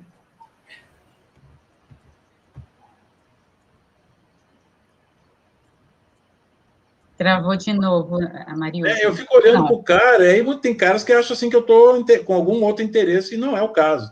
Né? Outra coisa, assim, que muitas vezes você monta aos pouquinhos, né? Quando eu vejo, por exemplo, eu gostei do olho daquela ali, o olhar oblíquo, né, da Capitu. Eu gostei do olhar daquela moça ali, eu gostei do sorriso daquele cara ali, eu gostei do brinco do terceiro. Isso vai ficando assim, como se a cabeça do autor tivesse vários escaninhos. Escaninho dos brincos, aí tem os brincos ali arrumadinhos, escaninho das camisetas, né? Na hora de montar o personagem, você senta, vou fazer um personagem que vai ter esse nome. Até o nome do personagem, você tem que fazer de acordo com você começa a criar o personagem aqui. Eu faço ficha, inclusive. Eu tenho um negócio que eu chamo de esqueleto, né? Que é assim, uma sinopse pequena da história, né? O nome dos principais nomes que vão aparecer na história pode ser o nome dos personagens e o nome de lugares, ruas, cidades, tudo é posto ali. E muitas vezes, no caso dos personagens, eu elenco fisicamente o personagem, como ele é, e boto também como ele é psicologicamente. Eu faço uma análise sociológica, psicológica dele, né, do temperamento dele. É todo feito uma ficha. Depois eu calculo, esse aí é aleatório, né, quantos capítulos o livro vai ter, e boto o que vai acontecer de principal em cada um dos capítulos. Aí sim eu sento e começo. Não é que eu vá seguir cegamente o que está ali. Muitas vezes eu corto coisas, acrescento coisas, não tem nenhum problema. Mas eu tenho que ter pelo menos um norte para começar. Né? Então, eu não sei trabalhar. É a mesma coisa assim, o título. Eu não sei começar nenhum livro sem um título. Pode ser até provisório, mas tem que ter título. Né? Eu não sei, eu faço listas, inclusive. Né? Isso aí já é coisa meio maluca, viu? Que eu tenho aqui os meus simpáticos bloquinhos. Tem bloquinho para tudo quanto é canto, até no banheiro, né? E lá tem uma coisa muito importante: nunca bote uma caneta. Tem que ser de 2 para cima. O ideal é 3. É impossível que 3 canetas falhem ao mesmo tempo. Né? Você tem livros aí, Júlio, que você possa mostrar para a gente? Eu empilhei alguns aqui, porque são muitos, né? Então vamos lá, ó. Tá aqui o Pretinha, que foi editado pela minha editora agora eu estou editando também. Eu enlouqueci de vez agora, que além de ser escritor, resolvi também tirar. Aqui, por exemplo, é uma edição alemã do livro Crianças na Escuridão, né? Aqui é o Crianças na Escuridão, na sua edição atual, em português. Esse aqui é ele em espanhol. A melhor ilustração que eu já vi feita para esse livro foi feita por esse cara aqui, que é um espanhol mesmo, apesar da edição ser mexicana. Esse aqui é ele em italiano, eu não gostei da capa. Basta olhar, né? Esse aqui é como eles imaginam que nós somos. Só que o livro é sobre criança de rua. Não tem nenhuma criança de rua no Brasil que anda de skate. Viu? E anda usando essa roupa toda florida assim, de garoto tropical. Né? Esse aqui foi o meu primeiro, o Saguairu. Né? Esse aqui é um que eu gosto muito, que fala de bullying. Desprezados Futebol Clube. Esse aqui fala sobre desemprego. Quem me dera ser feliz. Esse aqui é um coletânea de contos publicado na Alemanha. Um deles é meu, que fala sobre crianças de rua, de vários países no mundo. Esse aqui é ele, em dinamarquês. Não me peçam para ler isso aqui, que eu não faço a mínima. Como é que se lê em dinamarquês? Nunca ouvi o dinamarquês. Esse é o Saguairu em alemão. Né? Esses aqui é um dos livros que mais vendem. Esse aqui é a edição antiga dele, tradicional. Esse aqui, não, opa, esse aqui. Felicidade Não Tem Cor, e essa é a nova edição dele pela FTD. Né? Eu gostava mais dessa aqui. Esse aqui é novo, é de uma editora pequena de um amigo meu lá no Rio Grande do Sul. Chama-se Quatro, são 4 histórias curtas. São crônicas, ó. Crônicas urbanas. Esse aqui são pequenos contos que falam sobre a condição do negro na sociedade brasileira. Chama-se Como Se Fôssemos Invisíveis. Esse é o Lendas Negras que eu falei, que o meu amigo Salmo me trouxe as ilustrações. Esse aqui é outra lenda africana, ó. 5 Fábulas da África. Esse aqui é um paradidático, falando sobre como os escravos lutavam pela sua liberdade. Em São Paulo, fala de um famoso quilombo que tinha em Santos, chamado Jabaquara. Né? Esse aqui é um que fala sobre a condição do negro. É um negro que tem preconceito contra negros, chama-se Na Cor da Pele. Todo escritor tem algumas esquisitices. As minhas esquisitices mais visíveis é o Natal. Toda semana de Natal eu escrevo uma história de Natal. Essa aqui foi a primeira que eu escrevi. Chama-se Uma Pequena História de Natal. E ela surgiu, o escritor muitas vezes externa o que está inquietando o escritor por dentro, né? O meu primeiro livro ganhou um prêmio, então eu achava que depois disso, todo livro que eu escrevesse eu ia ganhar um prêmio. Isso é um veneno. Aí, assim, essa aqui é a história de um cara que quis ser escritor e fracassou. Né? Essa história fala sobre o seu Afonso, que foi um cara que quis ser escritor e não conseguiu. Né? Esse é o Saguairu, em espanhol. Né? Esse aqui também é de crônicas, né? Olhando para o outro lado. Esse é um infantilzinho bacana, a mulher que lia com as mãos. Né? Que é um menino falando sobre uma mulher que sempre impressionou, porque ela é cega. Né? Esse aqui é um infantil, Os Dedos. E é uma série, tem as mãos, tem um monte de coisa. Né? Esse aqui eu fiz para o meu amigão do peito, Salvo Dança. Quer dizer, eu não fiz, não. A história que depois ele deu e ele ilustrou, porque disse que é a história da vida dele. Chama-se Meu Primeiro Amor. E aí quem lê a história e vai ouvindo a história, que ela é bem curtinha, pensa que fala de paixão, alguém que está com a primeira namorada, coisa e tal, e na verdade é um cara que é ilustrador e está falando do primeiro amor dele, que foi uma caixa de lápis de cor. E ele teve um trabalho, ele é muito doido, ele fez todas as ilustrações com pedaços de lápis de cor, o cara é pancadão. Esse aqui foi o mais recente, e eu não sou autor de todos os textos, é uma coletânea de contos, cujo tema é o AI-5. E eu fiz um conto chamado Cachorro, que faz parte desse livro. Eu adorei esse livro, porque eu adoro livro capa dura, sabe? Eu não sabia que os caras iam fazer capa dura. Né? Esse aqui é o livro do Papel Queimado, que o Salmo fez a ilustração para a velhinha lá do campo de concentração, quase matou a velha. Né? E virou um livro chamado Dona Gorda, que é a história de uma árvore que acabou de morrer numa queimada. Né? Claro. Quando você tem amigos inteligentes, é complicado. Você tem que estar à altura deles, viu? Não você se enrosca. Esse aqui é outro de Natal, né? A procura de emprego. É o dia que o Papai Noel descobre que se ele não pagar os impostos na prefeitura, ele vai perder a casa dele lá no Polo Norte. Aí ele sai procurando um emprego e ele encontra, vai para uma agência que aluga Papais Noéis. Só que quando ele chega lá, ele é reprovado. Porque o dono da loja diz que ele é dono da empresa, diz que ele é Papai Noel demais. Né? Isso aqui é meio que vingança com alguns editores, que eu tenho alguns trabalhos que eu fiz que falam do Brasil, lendas brasileiras, tribos brasileiras. Aí eu lembro que eu fiz uns quadrinhos para um editor aqui no Brasil. Quando eu e o desenhista fomos mostrar, eram tribos indígenas. Aí ele olhou para o desenho e falou assim: mas isso aqui é brasileiro demais. Mas era índio brasileiro, as lendas eram brasileiras, eu queria que fosse o quê? Da Eslovênia? Aí, como nós discutir com um idiota, você se torna idiota, né? Nós fomos encontrar um editor na Bélgica, que não reclamou, porque, na verdade, o trabalho brasileiro na Bélgica está dentro do esquema, né? Esse aqui é um dos últimos, chama-se O Encontro com a Liberdade, quando eu falo da importância não da libertação dos escravos, mas da liberdade em si. O que é a liberdade, afinal de contas? Esse aqui foi meu segundo livro, O Pivete, que eu conto a história de, obviamente, um menino de rua. Esse aqui também é de lendas africanas, né? Lendas da África. Esse aqui, meu tijolinho querido. Esse aqui, para alunos que não vão ser reprovados, eu recomendo os professores passarem para eles. 328 páginas. Né? E ele conta a história de 3 jovens, 2 são filhos, um é neta e o outro é filho de brasileiro.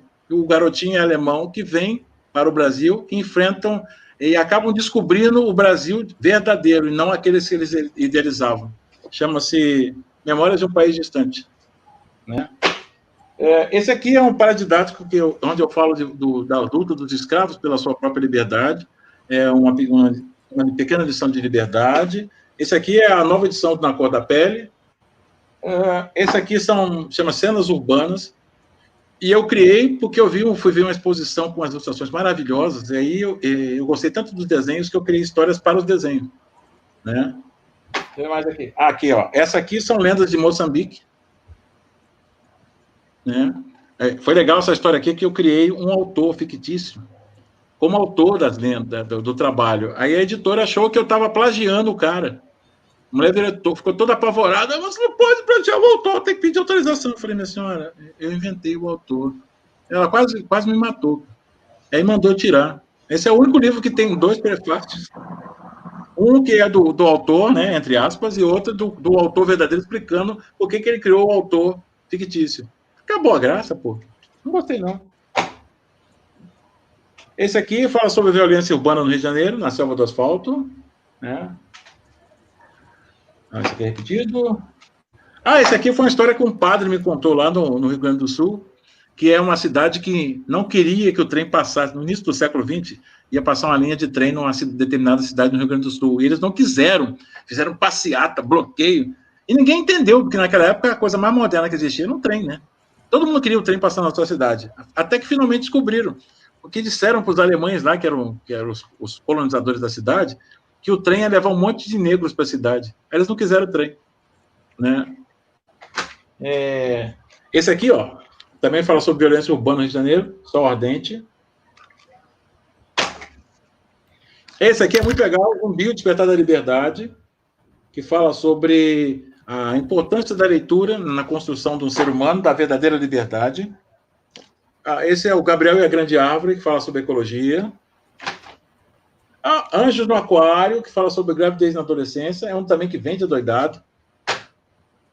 Esse aqui fala de um assunto que, felizmente, o Brasil não tem, né, corrupto, que é a história de um dia na vida de um corrupto. Esse aqui é a história de Lalo, né, que fala sobre o uso de drogas dentro das escolas. Esse aqui eu escrevi quando meu filho nasceu, porque quando meu filho nasceu, hoje ele está com 23 anos, quando meu filho nasceu, eu descobri 2 coisas horríveis sobre esse negócio de paternidade. Número 1, filho não vem com manual de instruções. E número 2, eu deixei de ser filho para ser pai. Putz, isso é horrível. Tem graça nenhuma. Aí eu criei um livro onde um pai fala como ele gosta do filho, ele está desempregado, é uma história, né? Ele está desempregado e por que todo dia, mesmo não conseguindo emprego, ele volta para procurar emprego? Porque quando ele volta, né, da busca dele, ele está chateado, ele ouve a voz que o ama, que é o filho. E aí ele tem força para voltar no dia seguinte até achar um emprego. Esse aqui fala sobre câncer, né? Mônica e sua tia interminável.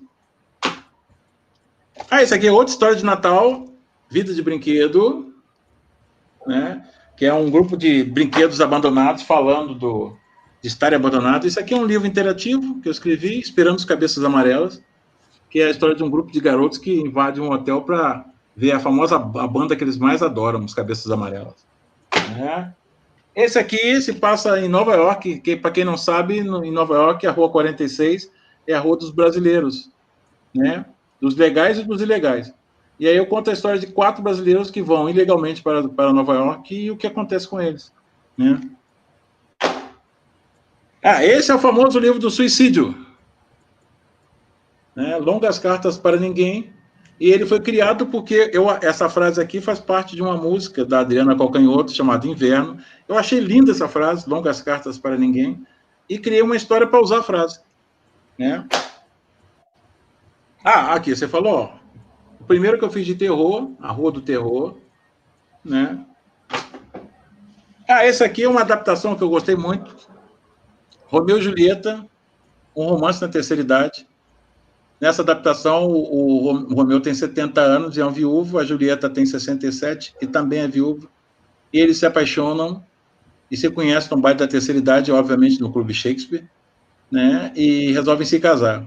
Na peça original, que é uma tragédia, eles acabam se matando, né, porque as famílias são rivais. Nessa aqui, eu arejei um pouquinho, fiz uma comédia, eles casam e vão viver felizes para sempre, né. Aqui tem... aqui, ó, o do surfista, Fala Comigo, Pai, né, que é a história de um surfista e a relação conflituosa dele com o pai.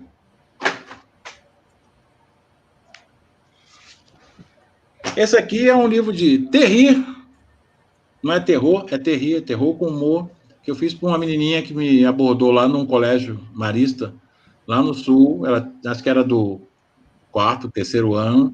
Eu fui falar sobre um livro de terror que eu tenho em outra editora para o irmão dela, que está no 9º ano, e ela perguntou se eu não faria um livro de terror para ela. Eu fiz desse aqui, né? A grande característica desse livro é que nas cenas de ação eu não escrevo. Eu e meu parceiro no livro, o ilustrador, nós apresentamos a narrativa assim, ó, em quadrinhos, né? Eu vou continuar falando, viu? Não, já deu para perceber que nós vamos passar a noite inteira aqui. O blog da Marina é esse aqui, ó. Deixa eu te falar uma coisa.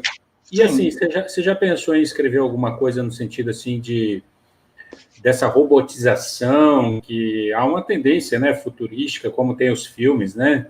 Hoje, já pensou em produzir alguma coisa nesse sentido? Outro dia, eu assino um monte de revista, os porteiros, teve um porteiro um dia que abordou minha esposa e perguntou, dona Márcia, esse seu marido aí, ele lê essas revistas mesmo ou só assina de farra? Aí ela falou, não, ele lê todas. E eu assino uma revista chamada Filosofia, né? Ela acabou, eu acho. E numa delas eu li uma matéria muito bacana, falando dos 7 pecados do mundo moderno de hoje em dia, né? E eu achei muito interessante os 7 pecados. Aí peguei aquele pedaço da revista e guardei aqui, e vou escrever 7 contos falando desses 7 pecados do mundo moderno que a gente vive, né? Dessa exacerbação da tecnologia na vida do ser humano. Porque já tá uma intromissão indevida, viu? Da maquinária.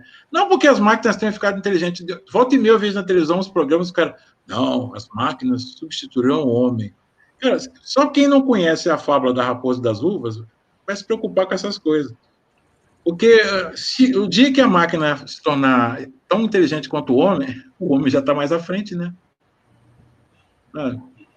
Porque o homem também está evoluindo, ele não está parado no tempo e no espaço. A gente não nota, né? Porque a evolução não é como trocar de cueca, né? Você percebe no dia seguinte que está com a cueca verde, né? A evolução do homem é por centenas de anos. Não é? Ô, Júlio, eu estou vendo aqui no YouTube, tem pergunta aqui do pessoal. Tem uma pergunta assim, ó. Teria alguma dica para os alunos produzirem crônicas? Olha, a crônica, assim, eu posso dar uma dica que é a minha dica. Quando eu ia produzir crônica, porque a crônica é no jornal, então crônica é todo dia, né? Você não tem direito de virar para o seu editor e falar assim, olha, hoje eu estou sem inspiração. Isso não existe. Aí, o que eu fazia quando eu tinha que escrever uma crônica? Essa é a minha técnica. Você pode fazer variações sobre o tema. Eu pegava, muitas vezes, quando não tinha ideia, eu pegava qualquer ônibus que passasse na minha frente, entrava e ficava circulando pela cidade, olhando pela janela. Aí eu via coisas interessantes, né? Um fato. Por uma vez eu estava em Niterói, aí eu vi uma velhinha vendendo balas no sinal de trânsito. Eu fiz uma crônica chamada A Velhinha de Niterói, só vendo aquela velhinha, indo e voltando entre os carros. Né? A crônica é um flash do cotidiano, então você tem que ficar atento, você tem que ter enxergar e não só ver. Então, você vê aqueles pequenos... Porque vem um cara que eu respeito muito, adoro, sou fã dele de carteirinha, é o Luiz Fernando Veríssimo. Porque as crônicas dele, você fala assim, não, mas essa coisa aí não tem sentido. Pô, ele transforma coisas bobas em verdadeiras joias. Sim, é verdade. Sabe? Então, a crônica é aquela coisa, o que mais funciona na crônica não é a sua capacidade imaginativa, mas os seus olhos. É você que vê esses flashes do cotidiano que podem virar crônica. Crônica é uma narrativa muito curta. Então, você tem que se preocupar em empreender situações pequenas. Não vai pegar uma passeata, uma hecatombe, uma briga generalizada de torcida organizada, porque isso é muito tempo. A crônica é você ver um velhinho pedindo esmola na esquina, né? O fim de um namoro dentro do shopping, quando você está sentado na praça de alimentação e você vê a mesa do lado, você percebe, mesmo sem ouvir nada, que há uma separação ocorrendo ali. O elemento, assim, o ingrediente da crônica, né, é quando você põe aquela pintada que vai dar sabor à crônica, né? Não basta eu escrever, assim, eu passei na rua e tinha um mendigo com a mão esticada, né? É justamente essa coisa literária, né? Esse trabalho com a palavra é que vai fazer o diferencial. Você concorda? Não é por aí? Uma vez eu fiz uma crônica de uma coisa que eu vi na rua, né? Que era um cara com um mendigo pedindo esmola, aí o sinal fechou, os carros pararam e ele estava andando entre os carros pedindo esmola, né? E aí ninguém dava. A gente fechava o vidro, não abria o vidro, até que um baixou o vidro e chamou o mendigo. Aí ele foi todo animadinho, né? Com a mão estendida, o sinal abriu, o cara fechou o vidro e ficou rindo da cara dele. Entendeu? É uma crônica extremamente cruel. Pior que você não sabe. Acho que foi esse ano. Eu vi algo parecido acontecer em Mato Grosso. Foi até na televisão. O cara chamou o sujeito que estava na rua, mostrou R$20 para ele, quando ele aproximou, deu um tapa na cara dele. Né? Crônicas podem ser crônicas podem ser engraçado, como O Homem Nu, do Fernando Sabino. Né? Que é aquela coisa boba, né? Não é nem o que aconteceu, fizeram um filme muito longo. Na verdade, é quando você vai atender alguém e toca, a porta bate, você fica pelado lá de fora. Olha, eu tenho muitas perguntas aqui no YouTube. Vamos ver se a gente consegue só dar uma pincelada rápida em alguma delas. Vamos lá, você sucinto, vamos. Tá assim. Você tem algum livro favorito seu ou que sentiu mais satisfação em escrever? Meu favorito é Crianças na Escuridão. E que sentiu satisfação em escrever? Olha, o que senti maior satisfação em escrever foi o Papéis de Lucas. Papéis de Lucas. Tá. Aí tem uma outra pergunta aqui. Só localizar. Tem gente falando que adorou o pai com cara de mal.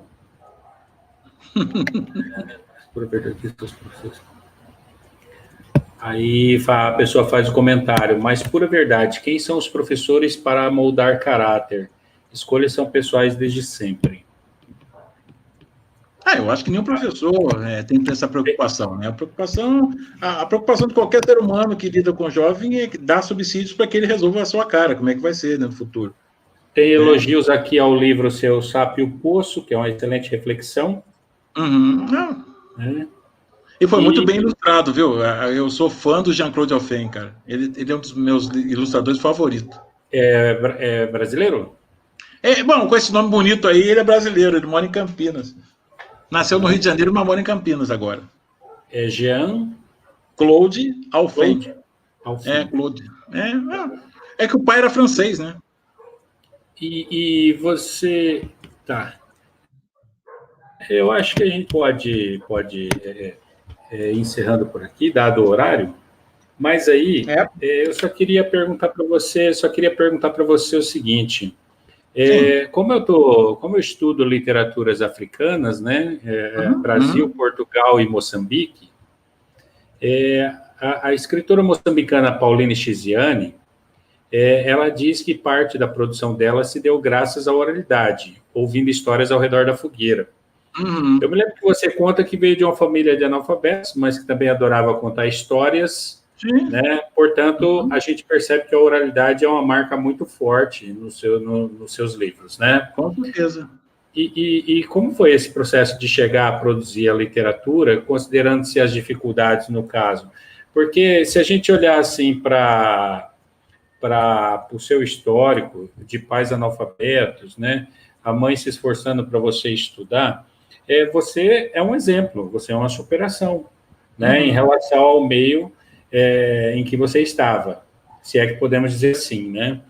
E esse processo, por exemplo, entre o seu primeiro livro e o último livro, você percebeu, assim, um amadurecimento? Eu percebo, assim, vamos deixar aqui também registrado para quem está começando a escrever agora, que tem aquele sonho de publicar o seu primeiro livro. Tem gente que fala assim, poxa, mas eu só escrevi 50 páginas até agora, é pouquinho e tal. Mas aí eu faço menção do Carlos Drummond de Andrade. Carlos Drummond de Andrade, algumas poesias dele eram um livro fininho, né? Não. E olha a espetacularidade, né, do nosso poeta. Eu acho o seguinte, assim, o que eu fiz que os outros não fizeram? Talvez eu tenha sido mais persistente, sabe? Porque assim, olha, eu até brinco com meu filho é da geração desses garotos mais novinhos que estavam aí, que quando você ouve não, você já desaba, né? Eu lembro que ele saiu do fundamental e foi para uma escola aqui muito forte, sabe? O ensino é muito pesado, o Pense, porque os amigos foram. Ele veio de uma escola que o ensino era mais ameno, né? Mas eu nunca discuti com o filho quer ir para lá? Vai. Aí na primeira prova de química, 1. Na segunda prova de química, 1. Na terceira, ele começou a chorar, né? A gente resolveu com a explicadora, mas depois quando ele tirou 4 ou 5 na prova, eu fui falar com ele que a diferença que nos separava. Enquanto ele chorou depois do segundo 1 na prova de química, a única vez que eu tirei uma nota tão baixa em química, na próxima eu prometi que eu não tiraria aquela nota de jeito nenhum, e fui me esforçar lendo mais livros de química, que é uma coisa horripilante para mim, e tirei 4 ou 5, não tirei 1. Né? Então, a minha reação diante da recusa não é... por exemplo, vou dar um exemplo aqui, claro, eu tenho um livro na Melhoramentos, eu demorei 20 anos para entrar no Melhoramentos. Todo ano eu mandava 2 livros, um no primeiro semestre, outro no segundo semestre, e eles eram sistematicamente recusados. Não é porque eram ruins, não, e eu não sei por que eram recusados. Você até conta que até o seu primeiro livro você teve dificuldade para publicar também, né? Sim, o foi premiado, o Saguaí, né? A editora publicou. Não, mas eu até entendo porque atual, né? Atual. Foi atual. Eu até entendo porque eu não tinha publicado nada antes, então as editoras morrem de medo do estreante. Né? Porque, assim, um livro do Ziraldo é só botar uma capa bacana, botar um texto lá do Ziraldo que vai vender porque é do Ziraldo. O livro do Julinho, que mora em Ramos, pode ser tanto um campeão de vendas como um campeão de prateleira. O editor, na maioria das vezes, prefere não apostar no risco. Né? Então, aí eu entendo que é o primeiro livro, blá, blá, blá, tudo bem. Mas, muitas vezes, assim, existem coisas que o autor não pode resolver. Uma delas é indiciocrasias pessoais. Tem alguns editores que não irão com a cara do seu texto, com a sua cara, ou qualquer outra coisa, ou porque você torce para o Corinthians e ele é palmeirense. Eu nem... No início eu estressava, ficava desesperado, mas por que ele não gosta de mim? Agora, o cara recusa, eu mando para outro editor. Só quando chega no 4º ou 5º editor e ele recusou, aí o problema não é dos editores, óbvio, é meu. Ou do meu texto. Aí eu vou reler. E hoje mesmo você já tem condição de fazer seus próprios livros, editar, né? Só manda para a gráfica, né? Pega o ISBN. Né? Mas, assim, de qualquer forma, é outra dureza, porque aí, quando você vira editor, a estrutura é mais assustadora ainda, porque a distribuição no Brasil é um caos. Vender para certos lugares é um negócio, loteria, porque você pode receber dinheiro ou receber uma banana, né? Então, é outro universo. Eu gosto porque foi uma coisa pessoal minha. Eu sempre quis fechar o círculo, né? Produzir e imprimir. E a minha ideia não é publicar só meus livros, não. Em meados do ano que vem, é que teve a pandemia, eu tive que postergar essa decisão. Mas em meados do ano que vem, se tudo der direitinho, aparecer uma vacina, seja de onde que ela venha, eu vou começar a publicar autores novos, por exemplo. Gente que está com dificuldade de mercado. Né? Júlio, olha, eu vou falar uma coisa para você. Eu gostei muito desse bate-papo. Eu até quero, se você topar, uma hora fazer uma live só eu e você, e a gente bater uns papos bem interessantes sobre mercado editorial e etc., né? Mas antes de fechar, tem uma pergunta aqui que a professora Sueli mandou. Não sei, é mais um comentário, né? Ela fala assim: eu assisti a um documentário sobre a favela da Maré, acerca da favela como patrimônio da cidade. Gostaria de saber mais sobre sua vivência. Quando eu falo morei na favela, a favela que eu morei não existe mais, né? Era um lugar assim, tranquilo. Obviamente tinha os bandidos, mas o tráfico não era isso que é hoje. Né? O bandido mais perigoso da favela tinha como armamento pesado um 45. Hoje, qualquer moleque tem AK-47, né, M16 e outras coisas que eu nem sei o que é, mas são grandes e perigosas. Né? Outra coisa fundamental que mudou na favela é que antigamente, no tempo que eu fui criança e morei na favela, todo mundo, incluindo os bandidos, haviam nascido naquela favela ou moravam lá há muito tempo. Então, havia o senso de comunidade. Então, um bandido não mexia com outro morador. Agora, o tráfico cresceu, se sofisticou de tal maneira que hoje é uma indústria.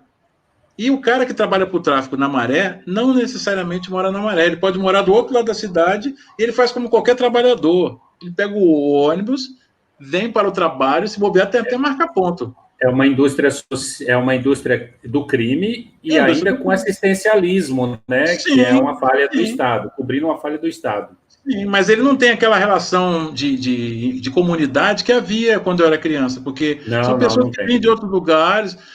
Por exemplo, uma coisa cruel que existe, tem pais que morrem de medo da filha dele, olha só que coisa doida, morrem de medo da filha dele ser uma gata deslumbrante, bonitona. Por quê? Porque o traficante é o rei do morro. Se ele bater o olho na filha do cara e achar que era bonitinha, ele só vai falar uma palavra para ela: vem. E na maioria das vezes ela vai. Não porque está com medo dele, mas porque a casa onde ela mora é de um cômodo só. Fica todo mundo amontoado na mesma cama. Inclusive, em muitos casos, minha esposa é professora, ela fala que as crianças contam que enquanto eles estão dormindo ali na mesma cama, o pai e a mãe estão transando do lado ali. É uma promiscuidade, assim, muitas vezes assustadora. Né? E aí a garota tem o quê? Ela vai indo com o traficante, ela vai ter, primeiro de tudo, um quarto só para ela. Ela nem pensa no risco. Então, o mundo da favela hoje não é romântico. E se alguém tentar romantizá-lo, tá de má fé. Entendeu? Porque não há romance nenhum na favela, sabe? Deve se urbanizar, deve se levar condições dignas para as pessoas? Perfeitamente. Enquanto aquele espaço ali foi chamado de favela, ele não faz parte da cidade. Ele é um quisto, né? Ele é um gueto, né? Enquanto aquilo for assim, essa coisa distinta do resto da cidade, separada, não é o Rio de Janeiro. É a Maré, é o Alemão, é o Chapadão, é um outro lugar, não é a cidade do Rio de Janeiro. Né? Só que assim, isso não interessa a muitos governantes, porque a miséria ela é legal, ela arranja voto fácil. Qualquer R$100 e o cara te dá o voto.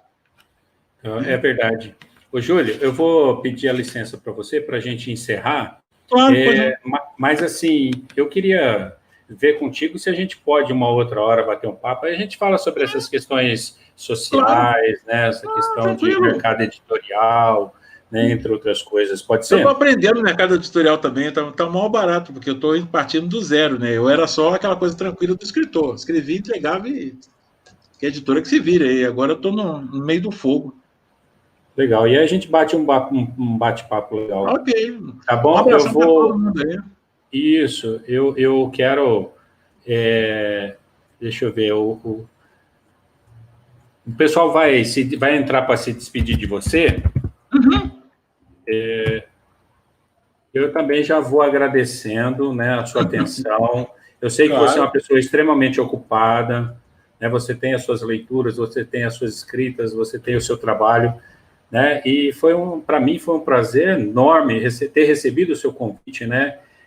O que eu posso falar para você expressar em uma palavra é gratidão. Sempre às ordens. Gratidão. E se no que precisar de mim também, estarei por aqui. Ok. Não, aliás, assim, meu problema nunca foi falar, foi parar de falar. Uhum. Eu passo a palavra para a professora Sueli. Tá, obrigado. Passo a palavra para a professora Sueli e os alunos também, para que possam se despedir de você. Tá bom. O áudio, Sueli. Bom, Júlio, eu estou assim, para mim foi riquíssima essa conversa, fantástica, nós conhecemos muito de você, e claro que, né, na verdade, teríamos que ficar muitas horas para saber toda essa experiência que você tem de vida, né, de uma escritora e tudo mais, e que eu sou apaixonada desde criança por leitura também, de uma família muito humilde, né, e que na 6ª série eu lia de tudo, qualquer livro que aparecesse na minha frente, eu lia em um dia, inclusive aquele Chapadão do Bugre, você já chegou a ver esse exemplar? Sim. Tá?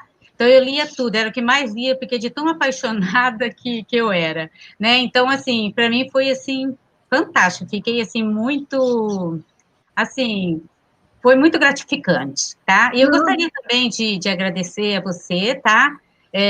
Por esse momento, né, tão especial para todos nós, e a direção da escola também, tá, pediu para que nós retribuamos, né, para você, assim, os agradecimentos, tá, por ter nos brindado com esse momento tão especial, tá, riquíssimo. Ok.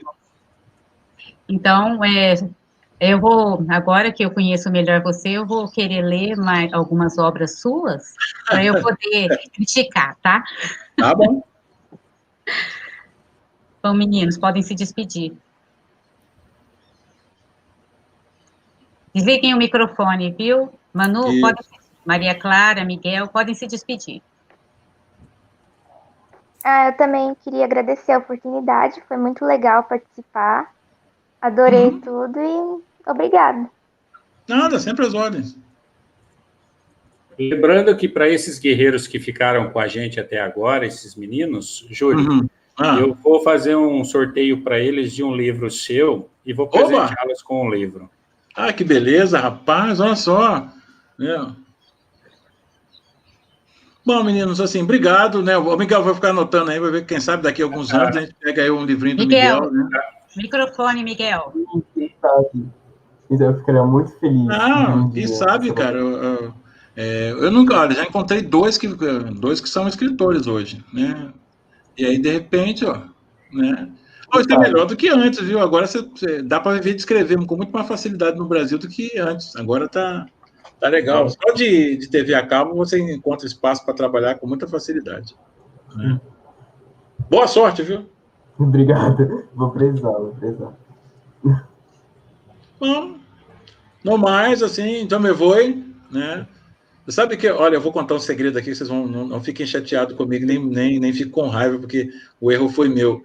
É que eu estava contando trabalho que eu agendei hoje simplesmente 4 lives. Antes de você se despedir, realmente são várias lives. Antes de você se despedir, eu queria saber se o nosso técnico, que está escondido, gostaria de aparecer para dar um oi. Por que não? Bota aí, ó. É Jailton, né? Eu acho que é Jailton o nome dele. Isso.